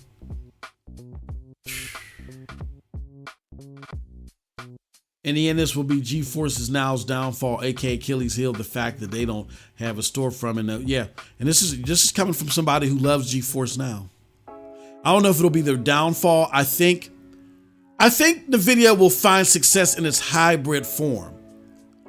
I just wish that creators and people in social media would do their research and understand what's really going on and why they're comparing apples and oranges. NVIDIA is still trying to keep itself tethered to its hardware business because they find it a success. Where, again, I get it, a console maker is always in the laws, but NVIDIA is not like that. So I get it. So they're trying to do a hybrid thing. Google said a new immersive stream for games customers launching soon. Absolutely, this is gonna be great. I'm here but listening from the beginning while I work. Good to see you, Primo. I remember that, didn't understand why people were feeling left out. Giving it to Stadia content creators wouldn't grow the platform. Exactly. Oh, oh my God, this crazy dude. Evening in the nude makes me, this dude is crazy. Kel F says FIFA 23 should be coming to Stadia on September 30th. I hope so. That would be a great game to have on the platform. Definitely. Alerts everywhere game by the old GTA owner. Lo-Fi Mark, what's going on, good brother? Stadia finished 2021 on a high, but 2022 has been very underwhelming. I can dig that. I can dig that for plenty of gamers. Here's an exercise that I said though. Over at Sound Off. Let me ask you a question. Can you find 10 games that you're excited to play on Stadia throughout the whole catalog? Can you find 10 games? If the answer to that is no, then I don't think this is the platform for you. Because up until 2022, the catalog was heavily curated. We could tell by NLED's charts that, you know, everything was like 70, Metacritic 77, which is higher than other platforms, right? As far as the games that are on there. That's because the games are what Stadia called the Wild Wild West. They let everything on there, right? They were trying to curate their title. That was the thing that they was going to make them stand out, was that they were curating their title and they were only bringing you the good games. 2022 hasn't been so much that. It's like the Metacritic now is like in the 60s, right? So for the majority of the time, the catalog has been heavily curated with top quality games. And if you can't find 10 games out of that, like for instance, I'll just give you some. You could pick 10 from this list: Red Dead 2, Borderlands 3, Doom Eternal, Division 2, PUBG, NBA 2K20, NBA 2K21, Madden 21, Madden 22, FIFA 21, FIFA 22, Resident Evil Village, Outriders, Assassin's Creed Valhalla, Immortals Phoenix Rising, Rainbow Six Siege, Rainbow Six Extraction, Baldur's Gate 3, Hitman Trilogy, Far Cry 6, Cyberpunk 2077. I don't even know how many that is. 1, 2, 3, 4, 5, 6, 7, 8, 9, 10, 11, 12, 13, 14, 15, 16, 17, 18, 19, 20, 21, 22. If out of those 22 games, and again, that's not all of them. That's not all of the great games that are on there. Those are just the first games that came to mind. I just went rapid fire, boom, boom, boom, boom. Just 22 games that I just listed off there. If you can't pick 10 games either out of there or out of the Stadia catalog that you were happy to play on the platform, then the platform isn't for you. Simply put, it wasn't for you. Okay. So my second question. So then, if the answer was yes to that question, right? Then okay, all right, you're still in the running. But here goes my second question. My second question for those that are still in the running, where they said yes, oh yeah, I can find 10 games, at least 10 games that I was happy to either get or play on Stadia. Okay, then my question is, have you beat those 10 games? If the answer to that is no, then sounds like you got some gaming to do. You worried about getting chicken fingers tomorrow. You ain't finished your spaghetti today, right? And again, Stadia told you this is not the wild, wild west of gaming where you just, let me touch these chicken fingers. Let me grab it. It's not about you just rapidly going through. They're heavily curating these games. Why? Because they feel like these are games that people are going to play from beginning to end. This is the type of platform that it is. They're putting stuff out there that people are going to enjoy and going to play through. Or put time into. Not, Biomutant. Yeah, I played 2 hours of Biomutant. But what's next? Evil Dead? Yeah, Gas Simulator. No, this is not the platform for that. They told you in the GameIndustry.biz article, if you weren't paying attention, then shame on you. Because you should know by now. We didn't know maybe in 2020, but it's 2022 now. It's 2 years later. Come on now. Just read the damn article. This is not the wild, wild west of storefronts they told you. Okay? So again, if you had, and that answers the reason why I'm not upset slapping cabinets and kicking babies out of strollers. I'm not that upset about it because I got a backlog of games. Like as soon as I get done with Division 2, I got to go back out to World War Z. Then I got to go back to Borderlands 3. Then I want to finish Rage 2. I got a bunch of games I got to play on it. I got to go back to Outriders. There's so many games. Baldur's Gate 3. Jesus Christ, Jesus. Come on now. Doom Eternal. I got a bunch of games to go through. Assassin's Creed Valhalla that I ain't touched. I'm not worried about just getting my hands dirty on every new thing. I said this to shout out to Dusty Rand and Sound Off. I said, you ever have, I don't know if you guys have kids. I've had too many of them. But, you ever bring something home, right? And it's something that the kids never seen before, but because it's something new, it's your favorite. Like say, I'm a big seafood lover, right? So I would get all these exotic seafood sauces, and I like to make my own Asian cuisine. You know what I'm saying? I cook it from scratch or whatever, right? So I get a lot of these sauces and stuff like that, and my kids don't know what the hell that they are. They don't know what they are, but it's something new. So they crack it open, pour it all on a sandwich or something, and be like, "Oh, this is nasty," and throw it in the garbage and waste half my bottle, right? And move on to the next thing, right? That's essentially what you guys want to do here. But Stadia is not for that. You know what I'm saying? Stadia's curating games that people are going to spend time with.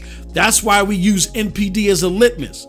Because even though they didn't pick up Biomutant and Gasoline Simulator, the games that Stadia has more games that top charts than any of the other cloud platforms. And I remember a big argument. People were giving me a hard time. You're not including the free-to-play games. Well, Matt Piscatella pulled out the most played games, which included some vital free-to-play games. And guess what? Stadia still had more games that made that chart than any other platform. There's a reason why Stadia is doing what it's doing. It's curating to a certain audience. And if you have 10 games that you've liked, at least 10 games that you like on the platform, and you haven't finished them, go finish them. You bought them. Why not finish them? But if the answer to that question is, oh yeah, I finished all of them, then guess what? The platform, I don't think is for you. Why? And people probably pause like, hold on, whoa, hold on. This was a trick question. Think about it though. Think about it. If you zip through 10 games, we know this platform is for casual gamers, and casual gamers, don't get it twisted, don't get it wrong. I understand cloud bubble, that sometimes we misunderstand the definition of things, but we got to get it right. A casual gamer is not somebody that plays indie games. That's not a casual gamer.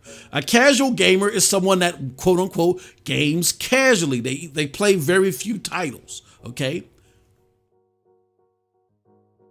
A casual gamer only buys 2 games a year, and in an entire catalog during a generation cycle, they only have 7 games total. So if in these 2 years you've ran through 10 games already, it's great if you still find solace in the platform, but this ain't for you. And especially right now, if you're feeling slighted because of the lack of AAA releases, then it really ain't for you, at least at this moment. But it's still servicing a group of gamers. A group of gamers that we continue to see success in. Again, I'm telling you, crunch the numbers. Look at the data that's available. Stadia averages anywhere between 1,700 to 6,600 new engagements a day. So, we got my brother Project Storm in the house. He says, MM, my bro, I get so tired of people saying Stadia's not for you. I feel that Stadia's for anyone who drops loot to play on the platform. People demanding better is not bad.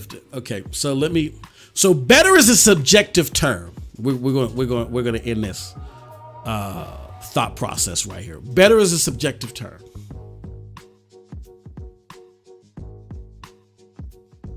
Because your better is not my better, right? Like if I go into a vegan restaurant and I want the pork chops, the vegan pork chops to feel more porky, that might be my problem. But to a vegan, someone that knows what they're getting out of a vegan restaurant, they may taste just fine. In that case, I just got to take my ass to a real pork chop shop. So better is subjective. So when you say you ask for better, is what you're asking for right now part of their target demo. Just because I walk into a vegan restaurant and I drop money doesn't mean that I was the target demo. That's absolutely absurd. If I sell lemonade and Project Storm picks it up and says, hold on, this don't taste like watermelon. I paid $2 for this. What the hell's going on? This was for me. That's absolutely absurd. I love you, Storm, but it doesn't work that way. To find out what's for you, you got to understand what you're walking into, who you're purchasing from. And Stadia just isn't for everybody. Just like GFN is not for everybody. I spent money on GFN. I spent a lot of money on GFN. I spent $200 on that 3080 tier. It wasn't for me. $200 pretty much down the tubes. And then my son was gaming on a Chromebook, which I didn't realize until not too long ago that he really couldn't get the full oomph out of it because it was on a Chromebook from the 3080 tier. So that's $200 down the table. But before I bought it, I should have known who it was for. It wasn't for me. That's not GFN's fault. So just because you drop money on something doesn't mean that it's for you. Do y'all got that, people? Gotcha.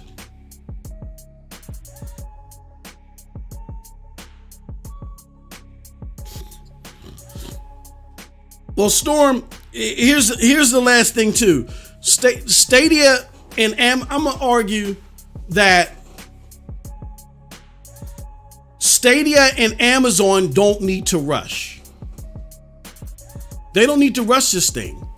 Their goal is to be at 1 billion gamers. I think you missed this earlier. Here, let me show you. And you really shouldn't miss this because you were the inspiration for this. So I'm glad you're here, brother. But Amazon and Google don't have to rush for anybody. And they don't need to get a whole bunch of people now. They're at the, you know the football term. As soon as they walked on the field, it was first and goal. Meaning their goal is to get billions of gamers. How are they going to get billions of gamers, Storm? Through their streaming services. They're taking their time to lay it down brick by brick, get the platforms right, acclimate them with the streaming service while they're getting the games. Amazon's not in a rush either. Even though you're in a rush, they don't do it based off of you. If you don't like what they're doing, you got other options. Let's take Stadia off the table. Let's talk about Amazon. Amazon's still at 1080p. Amazon don't even put their own damn games on their platform. And guess what? Amazon is just going to be all right, regardless if Storm can't hold his liquor or not.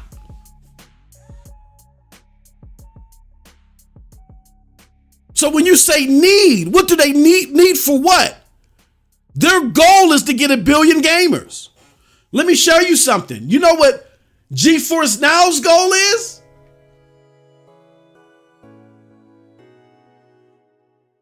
Their goal is to get millions of gamers, hundreds of millions of gamers. Cloud gaming is an opportunity for them to expand the gaming market by instantly making 1 billion underpowered PCs and other devices game ready. It's an opportunity to introduce hundreds of millions of people to PC gaming. This is what happens when y'all don't understand what's going on here with these different platforms and you want to lump them all together. Geforce Now is on a whole nother track. They're trying to do something completely different. And they may see success for what they're doing. But it's different from what xCloud is doing, what Stadia is doing, and what Amazon is doing. They just happen to be using cloud technology as well. So we can't lump them all in together. Now, I don't know what Geforce Now needs or what xCloud needs. Phil Spencer running around acting like that he could ruin his pants at any moment. I'm afraid. I can't trust Amazon and Google. Oh no. I don't know what they need. But I can tell you this. Amazon and Google don't need to do nothing but continue to grow. And once we get out of the 1%, 3%ville, and cloud gaming is ready to be on the main stage, then you're going to see Amazon put their games in the service. And you're going to see other things. But talking this early on about they need to do this, they need to do that, that's irrelevant to the demo that they're trying to reach. It is not capsulizing what's going on individually with each of these platforms. They're not all the same. They're not all the same in regards as far as what their outreach is. So let me ask you a question too. No, that's not logical. Because guess who else did that? No, and you're wrong. No, you're wrong. It's not logical. Guess who else did what you just said? On live. Who's playing on live right now? They weren't ready. You go for after the people when you're ready. That's not logical. I hope that makes sense.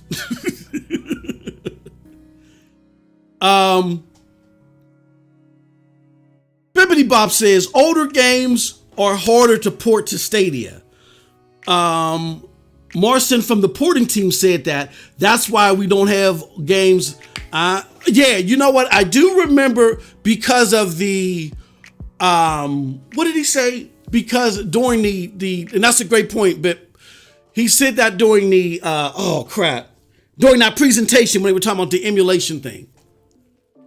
But I don't know if he was saying they were harder because of the emulation process or just the, see, here's what we got to understand. The Stadia emulation process that they were talking about in the keynote, where you can emulate Windows PC games, is different from the porting process. They're two totally different things. So I don't know if he was talking about porting games all together or harder. I know they were talking about memory limitations and things like that, but I don't know if that's on the emulation side of it. I don't know if that was an emulation hurdle opposed to just a normal porting hurdle.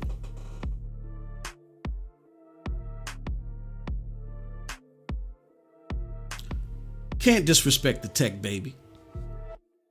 Hi there, chat M2K. What's up to everybody? Good to see y'all. Love y'all as always. Sneaky Ray in the house. Laugh a lot. My stave is still not working. I want some Ubisoft. Hey Ray. When I saw that, I was like, oh yeah, we gonna get some Ubisoft rewards. Ain't that something? Stadia Ventures says great work for both teams because Stadia would have been doing all they could to help. Happy days, quite the bait and switch. I think I know when Ray was laughing. Absolutely. Hey Ron, when you gonna stop playing around and join Old Dirty Blasters?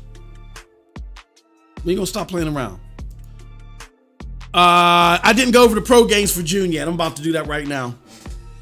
Oh, Jesus Christ, it's 5 o'clock already? All right, we're gonna do that right now. And then I wanna show y'all something cool.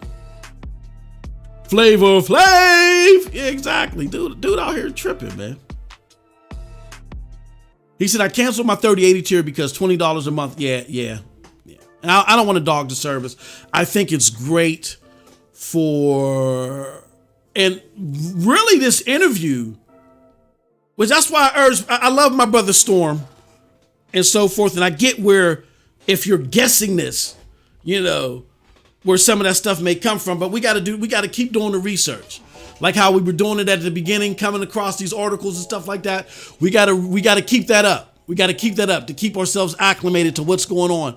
Shout out to Phil Eisler for bringing this out. He really underscores the fact that what they're doing is completely different from what Stadia, Amazon, and Xbox is looking to do.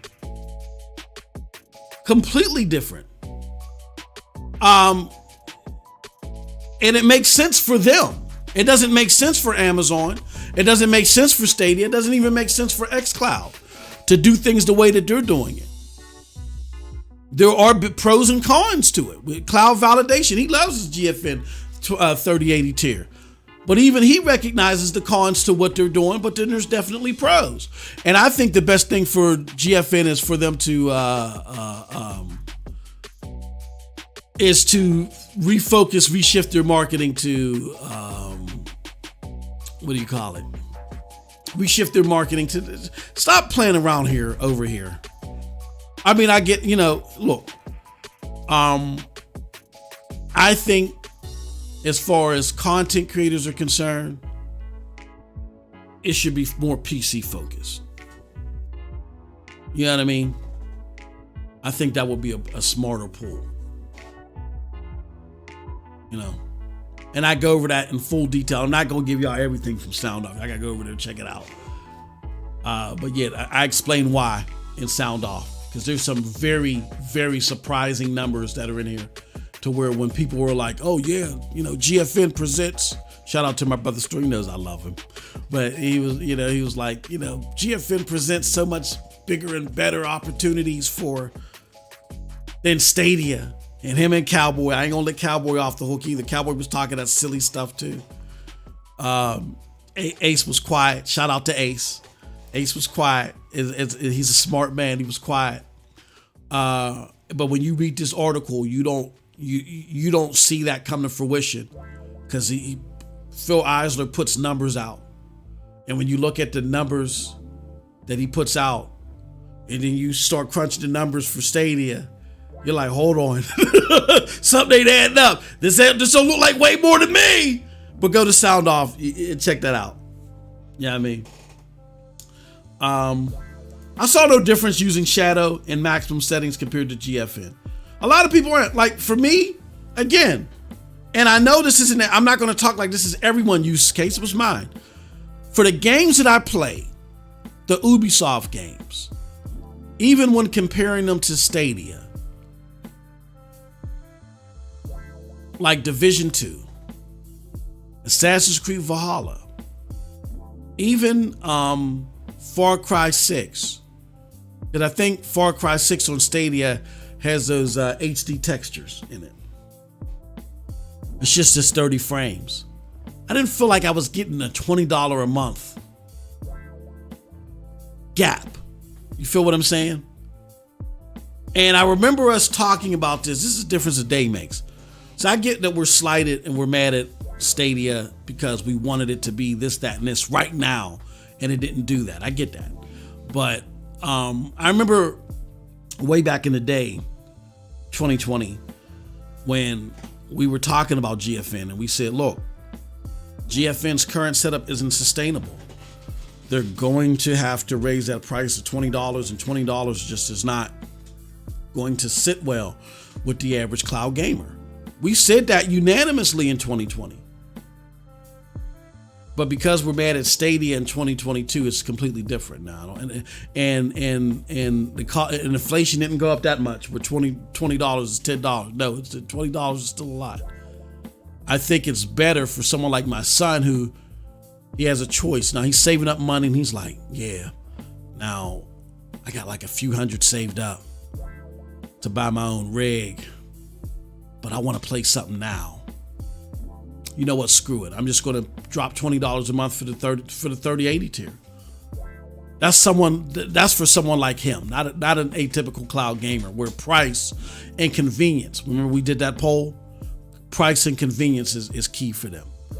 That's why I think, Phil, I love this interview, but with Phil Eisler, I think it's great. He puts a lot of things in perspective, a lot of things that people were guessing on and they were wrong about. But also, it just helps you understand that, in a competitive forum, yeah, they're all going to do some stuff. But when you sit them down and ask them direct questions, then the truth comes out. And it lets you see that GFN is just, it's a gaming platform using the cloud. But that's it. When it comes to equality, that's it. It's on a completely different track. It's trying to do something that all other cloud platforms are not trying to do.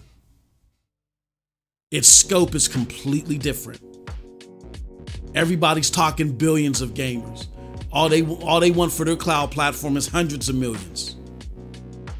Why? Because they're trying to operate a hybrid of hardware and software, where everybody's trying to use the software to surpass the hardware. So it's different for them. Hopefully people will see that and understand that. Shadow went bankrupt. Someone bought them, Ron Slusher, and they did a revamp. But to me, I hope Ray ain't listening. To me, it's still a little too pricey. To me, I think it's priced out of the average market, unless you're using it to, like Ray said, for like home office stuff. Then I think the price starts to make more sense. All right, let's talk about TWoS. Let's talk about TWoS, baby. Let's go home. Let's go. Oh, yeah, for those of y'all that don't know, this is StadiaDosage.com. Check us out. We have a lot of great Stadia-related news and content, and we got a lot of community stuff, so definitely check it out. All right, so this is the 7 games coming to Stadia Pro in June. We have Deliver Us the Moon, which is the first game. So now that's finally, it got delayed a month, but now it's coming, Deliver Us the Moon. is coming. Then we have Lake, which is a gorgeous narrative adventure game developed by Geforce and ported to Stadia with the help of Stadia Connect North Interview. Thirdly is Death Run TV. I think this is again. I look. Shout out to GFN. They dropped the bomb when they got God of War, Lost Ark, New World, and Dead. Or what's the game? I forgot the game that I said I want to come to stay. They got some heavy hitters, but now we're about to come into a situation where there's going to be a lot of indie games, So here goes the situation where, this is what we're going to be playing. This is what's going to be new. And Death Run TV of the indie catalog was like a great game. Through the Darkest of Times, I think that's critically acclaimed. It's a critically acclaimed game. And then along with 4 brand new games, we'll be also seeing Golfing with Your Friends, Ben 10 Power Trip, and Tohu join the Stadia Pro lineup June 1st. All right, cool. It's probably and Ben 10 Power Trip is probably our favorite outright games title on Stadia. It's an open world adventure where Ben, the main character, gains the ability to progressively morph into super powered alien beings. It has a lot of more depth than your typical kiddo game, with a great story and tons of side quests. Awesome stuff. All right, so definitely check that out, man. So those are the games. What do you guys think about it? I'm gonna put the poll up here. Let's talk about that, and then I'm gonna get ready to show you guys this cool thing that I was able to do. All right, ask a question. What's the question I'm gonna ask? The question I'm going to ask is, how would you grade this? All right. Let's see. Yes. A. B. And option C. Go. Ask your community. How would you grade this TWoS? Let us know. All right. Thank you, Dr. StreamX, for that. We're waiting on that. Now I want to show you guys something. Hold on. Let me get this together. There's a couple of things I gotta do. All right. First, let's go to YouTube up here. You guys are really gonna like this, I think. I think you guys are gonna like this. All right. So here's what I gotta do here. Let me go to. Gotta fiddle with some things here. I think you guys are really gonna appreciate this, and this is really gonna show you the power of the Stadia tech and why it's so fantastic. And I don't even think that you can do this.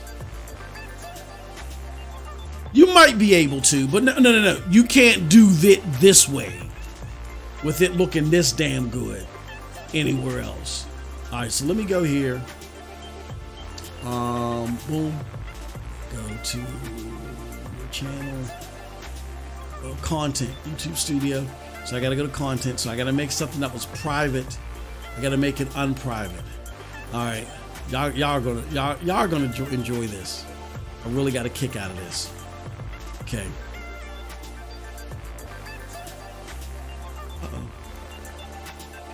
I was about to say, what the hell? What happened to the title? That public. Boom. Save it. All right. Copy this. Close that out. Now let me close out all this stuff. Got some, was it see more butts? Calculator. Let's do this. This is one. Uh-oh. Oh, whoa, that looks, whoa, my God. That looks good. Hold on, let me look. Wow. That looks fantastic. Okay, now I'm excited. Hold on, y'all.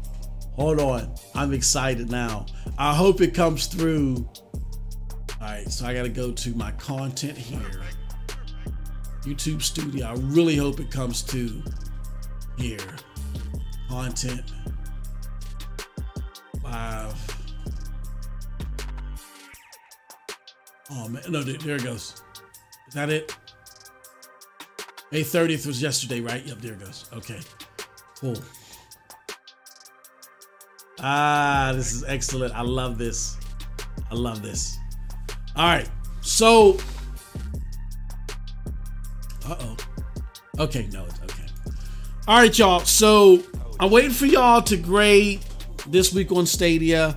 I'm gonna take some of you guys' comments. Yo, 7 games is crazy, but 7 games when I'm probably gonna play 6 of them is even crazier. Oh, wow, okay, that's cool. I wonder what's, okay, so if I'm looking at this, let me do this. If I'm looking at this, I don't know. I mean, again, this is going to offend some people probably. I don't know if I'm going to play Deliver Us the Moon because it's not an action title. I don't know. So three of the 7 games.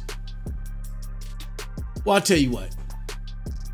The games that I know I'm going to play are Golf with Friends, Ben 10 Power Trip, and Death Run TV. I know a lot of people will hear me say, you're not going to play Deliver Us the Moon. I need a little action in my life. I know I'm shallow. We'll see. We'll see. It depends. But no, I think this is a good month. I think it's a good month. I'm not going to say it's a great or superb month. I think it's a good month. You know what I mean? And a lot of you guys are liking it in the chat so far. You know, and go ahead and vote. Nobody can see your votes. See who voted what.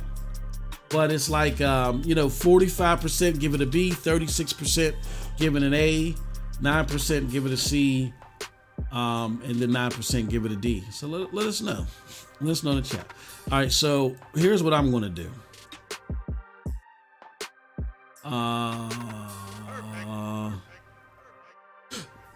Jeremy Moan says, I don't know why his comment ain't popping up.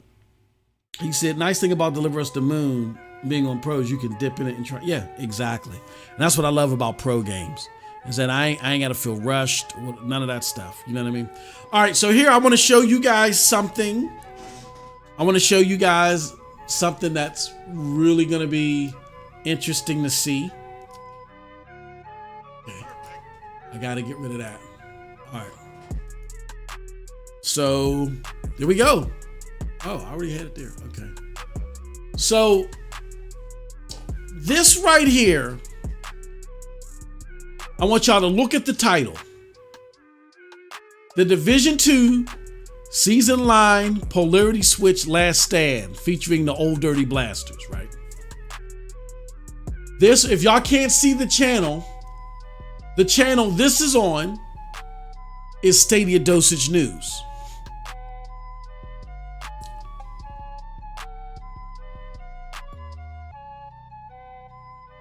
See this? The Division 2 Season 9 Polarity Switch Last Stand, featuring Old Dirty Blasters. What? It's the same exact title.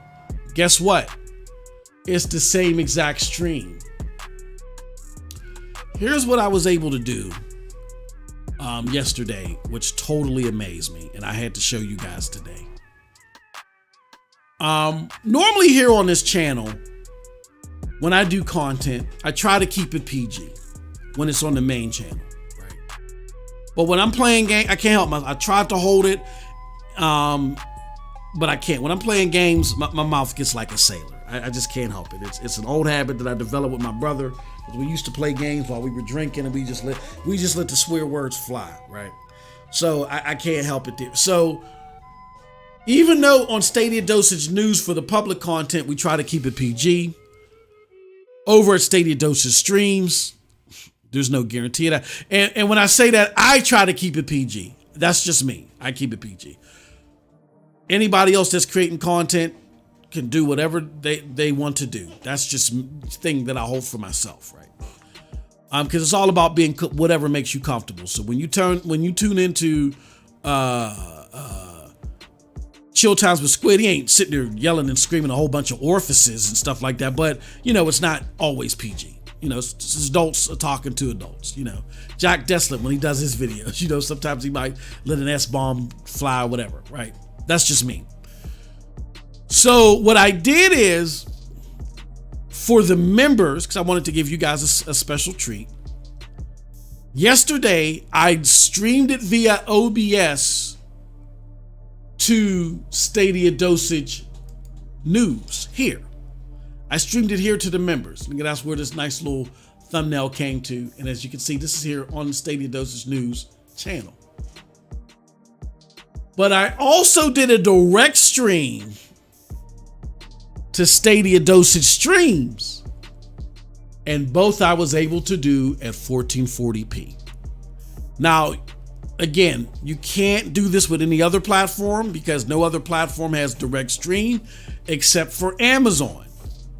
But with Amazon, you can't direct stream 1440p. You know what I'm saying? And I was able to direct stream and stream using OBS to both using 1440p. And this is me explaining what's going on right here. So let me turn the music off, and then let me play the audio, and y'all can listen to the first few minutes of it. M2K, and I'm doing something crazy here. And shout out to those of you that have checked this out. I'm pausing for a second because the thing that really amazed me the most, well, now I'll talk about it on the back end. Go ahead and listen. I want to test the power of Stadia. I said, what the hell, let me do this. And I only have a limited time to do this anyway, because there are some things in Division 2 that I gotta partake upon before it's too late. Now, what's that? This is a global event happening in Division 2 right now, and I'm polarity linked to weapon switching and reloading. Oh, look at that! I'm a few points short of getting my final exotic. So what I'm doing right now is I am streaming this directly to StadiaDosage streams. So if you see this on StadiaDosage streams, I've streamed it privately there to give it time to render and all that stuff. But eventually,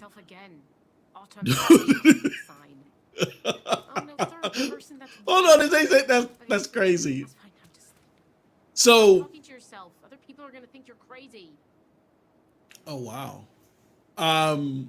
So eliminate negative polarity with a specialization weapon. So I'm checking out. So what I'm trying to do is get these points. Only got a minute to explain this, but now I'm live streaming to StadiaDosage News. So if you're a member there, you're gonna get to see this first there. All right. So you can check it out. It's gonna look different because this is a direct stream here on StadiaDosage streams, but on StadiaDosage News, it's going to be a live stream. All right. So I'm going to be checking out the points and stuff like that. We got about 30 seconds to check this out. The stream might actually look better on here, StadiaDosage streams, for the simple fact that it's a YouTube direct stream in 1440p. I'm doing an OBS stream in 1440p there. And when you do direct streams, there's no hitches. So we're going to get ready for both streams simultaneously in 5, 4, 3, 2, and 1. All right, I paused it there because what was happening is when you watched it here, you saw a countdown. While this countdown was happening, I was talking here on StadiaDosage streams. But on StadiaDosage News, you'll see a countdown. Let me show you a little bit. Home base, you can like buy stuff. Hold on. I was watching it. Okay. So while I'm doing this talking here, this is what you're seeing on StadiaDosage streams. This is what you're seeing on StadiaDosage News. So let me get to, okay. 2, 1. All right.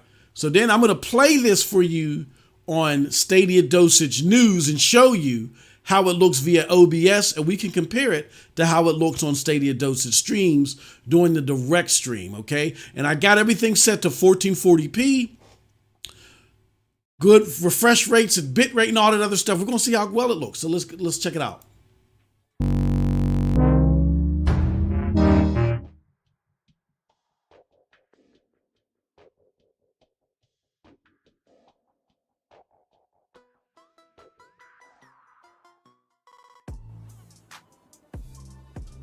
What's up, people? What's up, people? What's up, people? It is your boy, MM2K of Stadia Dosage Streams and Stadia Dosage News.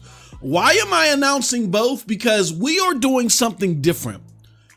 I am actually streaming to both channels at the same time.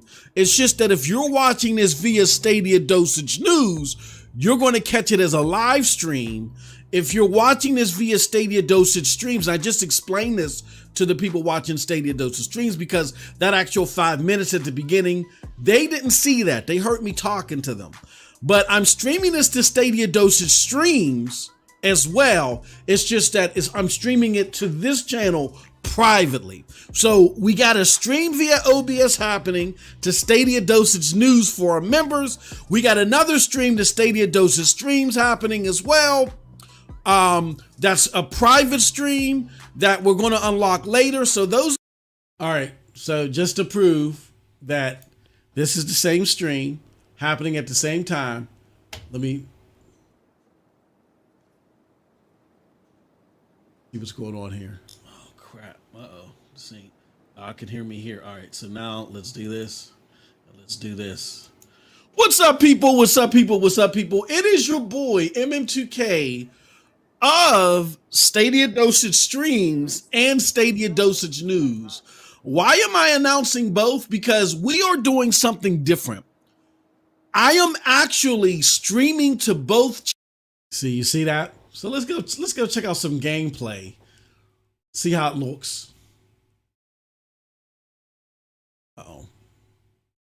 Did I let it render enough? I probably didn't. Let's see here. Oh man! Oh, hold on, here it goes. Oh no! You know, he's like, yeah, it doesn't touch One Piece, and I'm like, okay, I don't know nothing about One Piece's story. I don't know, but like as far as the animation is concerned, which that's all I care about. If you hear any swear words, I deeply apologize. I really got into the story. Mm-hmm. But look how good that looks, man. Yeah, I was like, this is the direct stream. Watched it. He's like, yeah, Dad, you're right. This is the 1440p direct stream. That looks awesome. Then we went to go see the movie. Did you see the movie? The Jujutsu Kaisen movie? Yeah, that's me. That's me and Average talking about the Jujutsu Kaisen during the stream. All right, so let me like kind of go in the same area. Ever. You're giving me expectations. Yeah, yep. Even my son even said, he was like, Dad, I used to think Dragon Ball Z Broly was so it's best. Less. It seems like there's like no, even with Jujutsu Kaisen. He had a low. Even with me setting up the 1440p stream, well, there's a little bit more sharpness via OBS. Yeah, but if you look at the textures are a lot cleaner on Stadia. You know what I'm saying? On the direct stream. Look at that. It's not as grainy. Oh, yeah. And look at that. The frames are more consistent on Stadia. But again, this is the only platform where you can stream directly 1440p from OBS and stream it to another channel and it not bog down your resources at all. I just thought that was amazing, and it shows you the power of this technology. And again, I get that you could do something similar with Amazon, but you're not doing it at 1440p. And really, my stream here on my computer had no bearing on the performance the direct stream performance I got from Stadia. You know what I mean? So I'm not quite sure how the Luna direct streaming works, if it's the same theory, But that's just fantastic to be able to see, and really adds to the versatility. So if you got multiple channels you want to send something to, go ahead and do it. You know what I'm saying? If you want to direct stream something to, if you're not partnered and you want to direct stream something to YouTube, but then also do it on Twitch, that's what I'm gonna start doing. Because I was trying to use Twitch's, not Twitch's, but OBS's Mob Crush, and that doesn't work. So for now on, what I'm gonna do is, if I want to stream something to Stadia Dosage Plus on Twitch and stream it to Stadia Dosage streams, that's gonna be my setup. I'm just gonna stream it on Twitch using OBS, and then I'm gonna stream it directly to YouTube using direct stream. So just so you guys are aware that that's the type of stuff that y'all can do. This is excellent. Excellent. I was so happy to be able to do that. Christopher Torres is, what do you say? He says, yep, I'm telling you, the slowness of Stadia is to hit us hard over the summer, and 7 to start in June is a good start. Yeah, yep. So we had a good time doing this, man. I'm telling you, the old Dirty Blasters gaming is the best. You can't beat it with a stick. So I just wanted to show y'all that. All right, so last but not least, let me do this. And let me go to Twitter and go to profile. See if I can find it. Here we go. Woo! The news of the day. This was the news of the day for me yesterday. Let's go up. This is from 314 Arts. We're happy to announce that 314 Arts is now under an official Google Stadia, is now an official Google Stadia developer. That means our upcoming games will also release on the Stadia platform. That is also, they're not just a partner for the one game, they're future games. And we've talked to this developer, John Scar and I, along with Ninja Guy X, and talked to them about their pedigree. It was a hell of an interview. Definitely check it out on Stadium Connect North, but their future games for 314 Arts are coming. And this is where I say, like, here's what I think Stadia should be working on. You know what I'm saying? As backup plans when things go awry, because let's just say if the low change porting is superb and it brings a whole bunch of indies, trust me, this is not the first roadblock that they're going to run into. They're going to run into many roadblocks like Xbox and PlayStation did.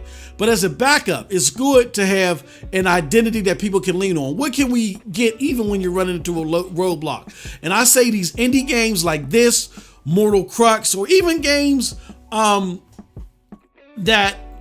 are that are lobbying and comes to the Stadia platform, we can get great looking and very interesting looking indie games that are coming to the platform. I say JRPGs, this is a perfect place for them to be on, along with Ubisoft. So if you got those three staples, that's a good identity for your platform. At least we know at the very least we could have those. I would add, and then also too, just work out some deals to where some of the older gems like Witcher 3 and BioShock Collection are coming to the platform as well. So great stuff to see. I can't wait. Until this game comes out. We still got a few years. I don't think it's set to release until 2023, maybe 2024. But with that being said, it's great. I was really excited about this game. It had nothing to do with just Stadia alone. I was super excited for it to come to Stadia, but I was just excited when I saw this game. This is something that's right up my alley. Just reminds me of the games that I would play with my brother. So I'm excited for this. I'm going to end this poll about what's it called? And I'm going to ask, the last question I'm going to ask before we go and close out and just go answer the last questions is, are you excited about the Arts partnership? All right. And then for the last poll that we did, how would you grade this week on Stadia? 41% of you, it's a tie. 41% of you gave it an A. 41% of you gave it a B. 11% gave it a D. And 5% gave it a C. So, very interesting stuff. All right, let's go to the chat. I'm here, says Ray Sherrod. 7 Pro Games, baby. Absolutely, man. That's great stuff. Christopher Torres is listening. Jeremy Moan says, nice thing about Deliver Us the Moon being on pros, you could dip it in and try it. I think I already read that one. Yeah, but yeah, that again, that's why I prefer this model over the Game Pass model. How pro games don't leave. Well, they do. There's 6 left. 6 left. So, yes, pro games don't leave unless you stop it. Oh, no. I got you, Ron. My bad. They never leave. Once you claim them, you got them as long as you got the subscription service. Even if you let it lapse, that's what's important. Even if you let it lapse, you still get to maintain them. I think that's a beautiful thing. Ray 34373, this gaming cyborg cowboy was coaching me on eating habits. Why don't you come save me? Says Mr. Urban World. Imagine what consumer immersive streaming tech will look like. Y'all going to stream now 4K on potato PCs? Absolutely. I can't wait. I can't wait to see it. 3 for Arts. Yeah, baby, says Ray Sherrod. Let me see it go up and look at some other questions, see if I skipped anything. Avery Bubble says, to your point, because it's not for someone as a consumer, doesn't mean that person must leave. If the fact doesn't upset them, feel free to stay. Yeah, I mean, once you got Stadia, you always got Stadia. You can step away from it for a time. Here's the thing, though. We live in a society, and here goes me on my soapbox. We live in a society, Avery, where everybody, there's no gray area. You're either excited or you're disappointed. I mean, no, it's either you're excited or you're extremely upset. And people can't deal with disappointment. You know what I'm saying? Like, am I disappointed that Dying Light 2 isn't on here? Yeah. Am I disappointed in knowing that if it was on here, it'd probably run like crap because the developer wouldn't put us all into it? Yeah. Am I disappointed Fortnite likely ain't coming because Tim Sweeney is a jerko? Yeah. But like, you may be disappointed in something your child does. You may be disappointed, oh man, before I bought this car off the lot, I should have got the other ones with the better rims or something. People can't live not having everything that they want right now. Like, I'm overall happy with the platform. My thing was convenience. I love technology. I love performance and stuff like that. But for performance, I got my high-powered PC. If I really got to play something with everything lined out, I got my PC for that. That's why I bought my PC. Also have a PlayStation 5 to make sure that I got access to all the top games that are out there. So if, getting my hands on all the games as soon as they release is my thing, then that's what my PlayStation 5 is for. But I prefer, when I can, to play my games on Stadia. And the games that I'm playing, let's just say if there was no Stadia, the games that I'm playing today are the exact same games that I would be playing if there was no Stadia for the most part. The only opposite is Dying Light. Maybe a Scarlet Nexus. That's it. I'm not missing out on a whole bunch of games. I don't buy a whole bunch of games. I like what I like and I only play what I like. And as long as I have access to the Ubisoft games, I'm happy. You know what I mean? So we got to understand, who's what's for. That's all.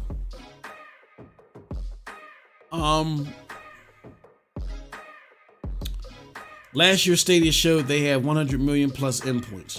Yep. Shut up, Amador. Flavor Alive. Oh, you love Flavor Alive? You would. You would. You twerp. At Rating must have seen the show. Stadia Pro Gaming in-house says there will be ups and downs all around, but I've strapped in and I'm ready for this roller coaster ride called Stadia. Collins Dynasty, where you been at, brother? Good to see you. 360 was the ish. Yeah, that between that and the Genesis, those are my two favorite consoles. And Stadia Pro, SPG's been around. He's been around. These are the people that you need to follow. And I'm not saying we all got the same perspective. No, there's things that SPG may hear from me and be like, nah, MM2K, I really don't feel that way. And Ray may listen to something that both of us say, I don't know about what y'all guys were talking about. I'm into this.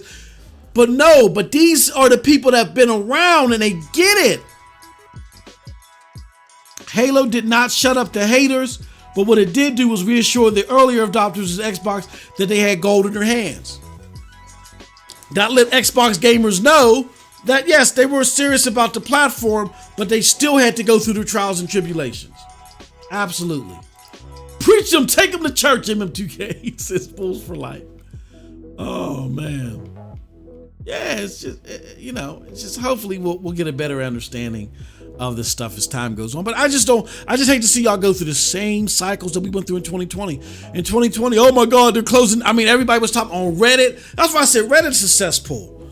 Don't go. Reddit is nothing but a bunch of snarky 12-year-olds who is looking for the greatest diss line. That's all it is. They want to be the Reddit version of Eminem. They want to come up with the greatest bars, the diss bars, and it's just stupid and silly. I don't pay them any attention.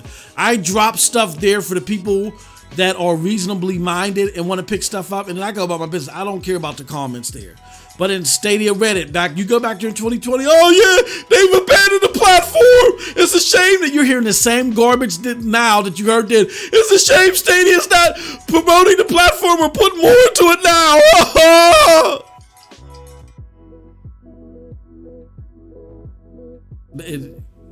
You have to really guard and edit who you listen to and what you listen to.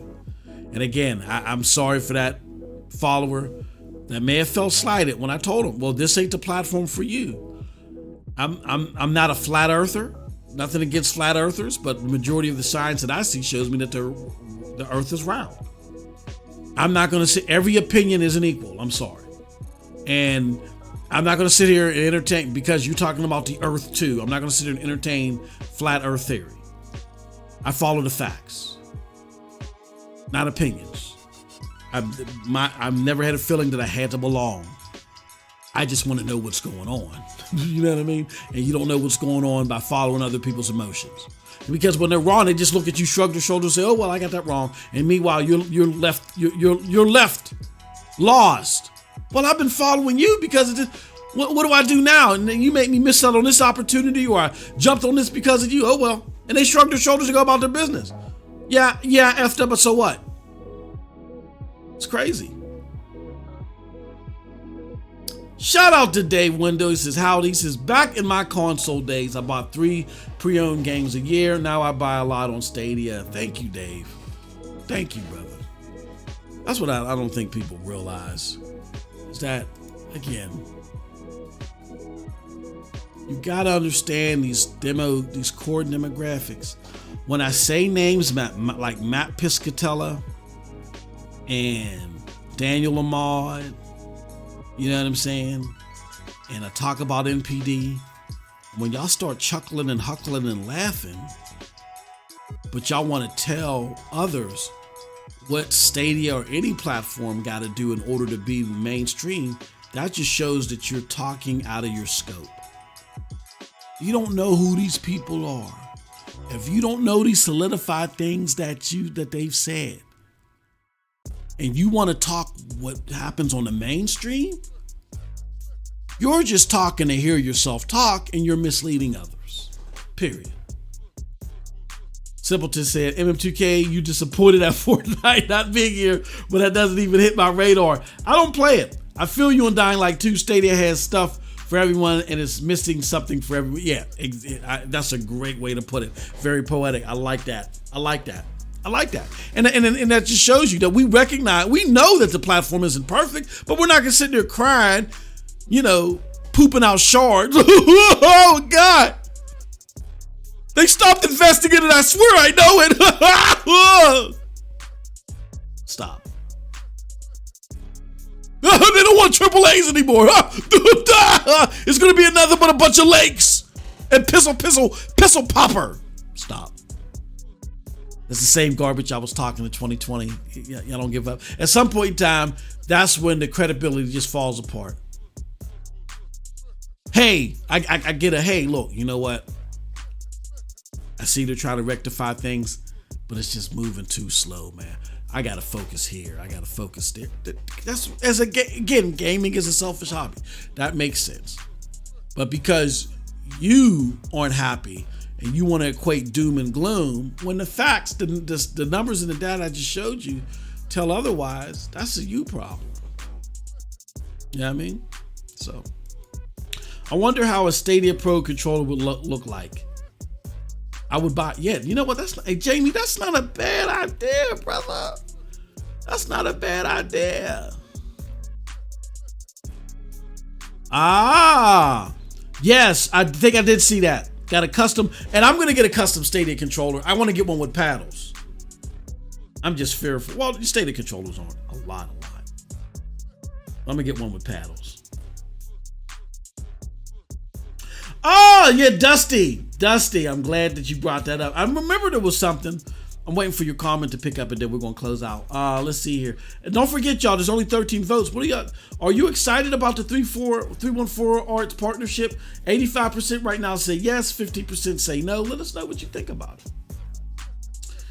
I'm waiting for Dusty's comment to pop up because Dusty was in sound off when I was mouthing off about something, and then I found out that and then I said, hold on, I'm mouthing off and just running my mouth about this, but this ain't a bad idea. I don't know why it takes so long for comments to pop up. But again, thank you guys all for joining nonetheless and staying here for the content. All right. Come on. Oh, there it goes. Weren't you going to ask people thoughts on Stadia Pro? So here's a thought that I have, because I was like, and sound off, we were talking about, again, comparing apples and oranges and oranges.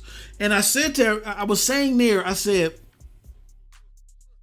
you know, it was silly, and we created that video last week where it was silly, where people were trying to dog Stadia out on accumulative numbers, right? On accumulative numbers, okay? So, because, you know, what's the name put out there that Xbox accumulated 10 million plays or hits to the service. And I said, that's silly doing that considering that xCloud is tethered to Game Pass. I said, Stadia, we were going through Stadia's numbers where, you know, we were at some feasible numbers just on app downloads. And I said, that doesn't settle for, that doesn't include PWA, nor does it include direct PC play, which was enabled in December, meaning that you could go to the store, do all types of stuff without ever having to download the app. I said, so there's people that probably never downloaded the app that are playing Stadia. So with that being said, I said, you guys haven't even considered that. I said, so we don't know where Stadia's accumulative numbers are. What I can tell you, though, is that Stadia is not tethered to any more popular way to play. And that's why I said I thought GFN's accumulative numbers were more impressive, because it's still cloud gaming. It's still a 1% business. People had to seek after GFN. But Stadia is not tethered to any popular way to play. I said it ain't tethered to Google Play Pass. And then I thought about it. I said, oh, holy crap. That's not a bad idea. Maybe they should run a promotion like that. What do y'all think? Let me know what y'all think. They should probably run a promotion where for Google Play Pass, you know, if you sign up for Google Play Pass, you get 30 days of Stadia Pro for free. And $10. Yeah, I think that's what they should probably do. If you sign up for Google Play Pass after the third month, or hell, after the first month, you get 30 days access to Stadia, and you get a $10, you know how they give you the $10 gift certificate? You get a $10 gift certificate. I think that's dope. What y'all think? That would be dope. That would be dope. And then what you would do is in the Google Play Pass interface, I would have Stadia's logo right there. That would be a fantastic way to boost usership. Yeah, I think they should do that. I think that's a great idea. What do you guys think about that? I think to boost usership, you know what I'm saying? Or a great promotion would be to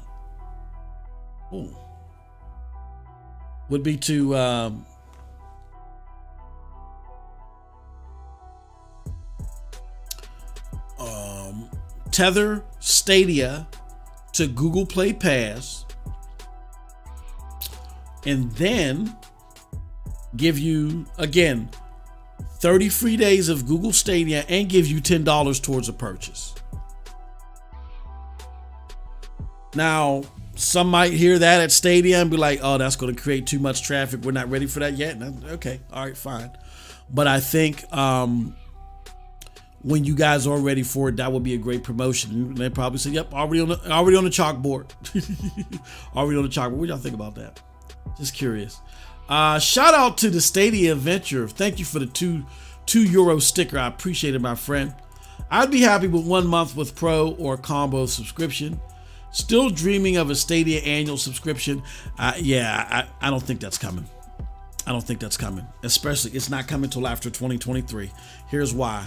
Because that's going to cut the revenue in half, and that's going to make the Stadia Pro thing with initiative with the developers less enticing, because it's going to be less money involved. No, so I wouldn't expect that until after 2023. Templeton said they should just do a Google Play Plus plan where you unlock a Stadia tab. Yeah, yep. That I think that would be smart too to do. It needs to go both ways. So it's good for Google Play Pass, but it's also good. Yeah, no, yep, true. It's all in one. It's all in one. Because that's the thing I will say about Game Pass. Even though I'm not the biggest fan of Game Pass, whether you're getting Game Pass for the cloud version or the more likely scenario, you're getting it for the Game Pass subscription. It's either or. It's like flip back and switch. Lo-Fi says they already do that, $10 plus a free month. No, I'm talking about, so is that part of Google Play Pass? The Google Play Store, where if you get Google Play, they give you a free month of Stadia Pro and $10? They already do that? Because if they do, then what I'm thinking is they need a whole new UI that allows people to easily switch between Stadia and Google Play Pass. Oh, yeah. Okay, yep. We're talking about Play Pass. Yep. Play Pass. $14.99 like Game Pass Ultimate. Absolutely. I totally agree with that one. I like that. Yeah, I think that's a good deal. All right, we're going to end this poll right here.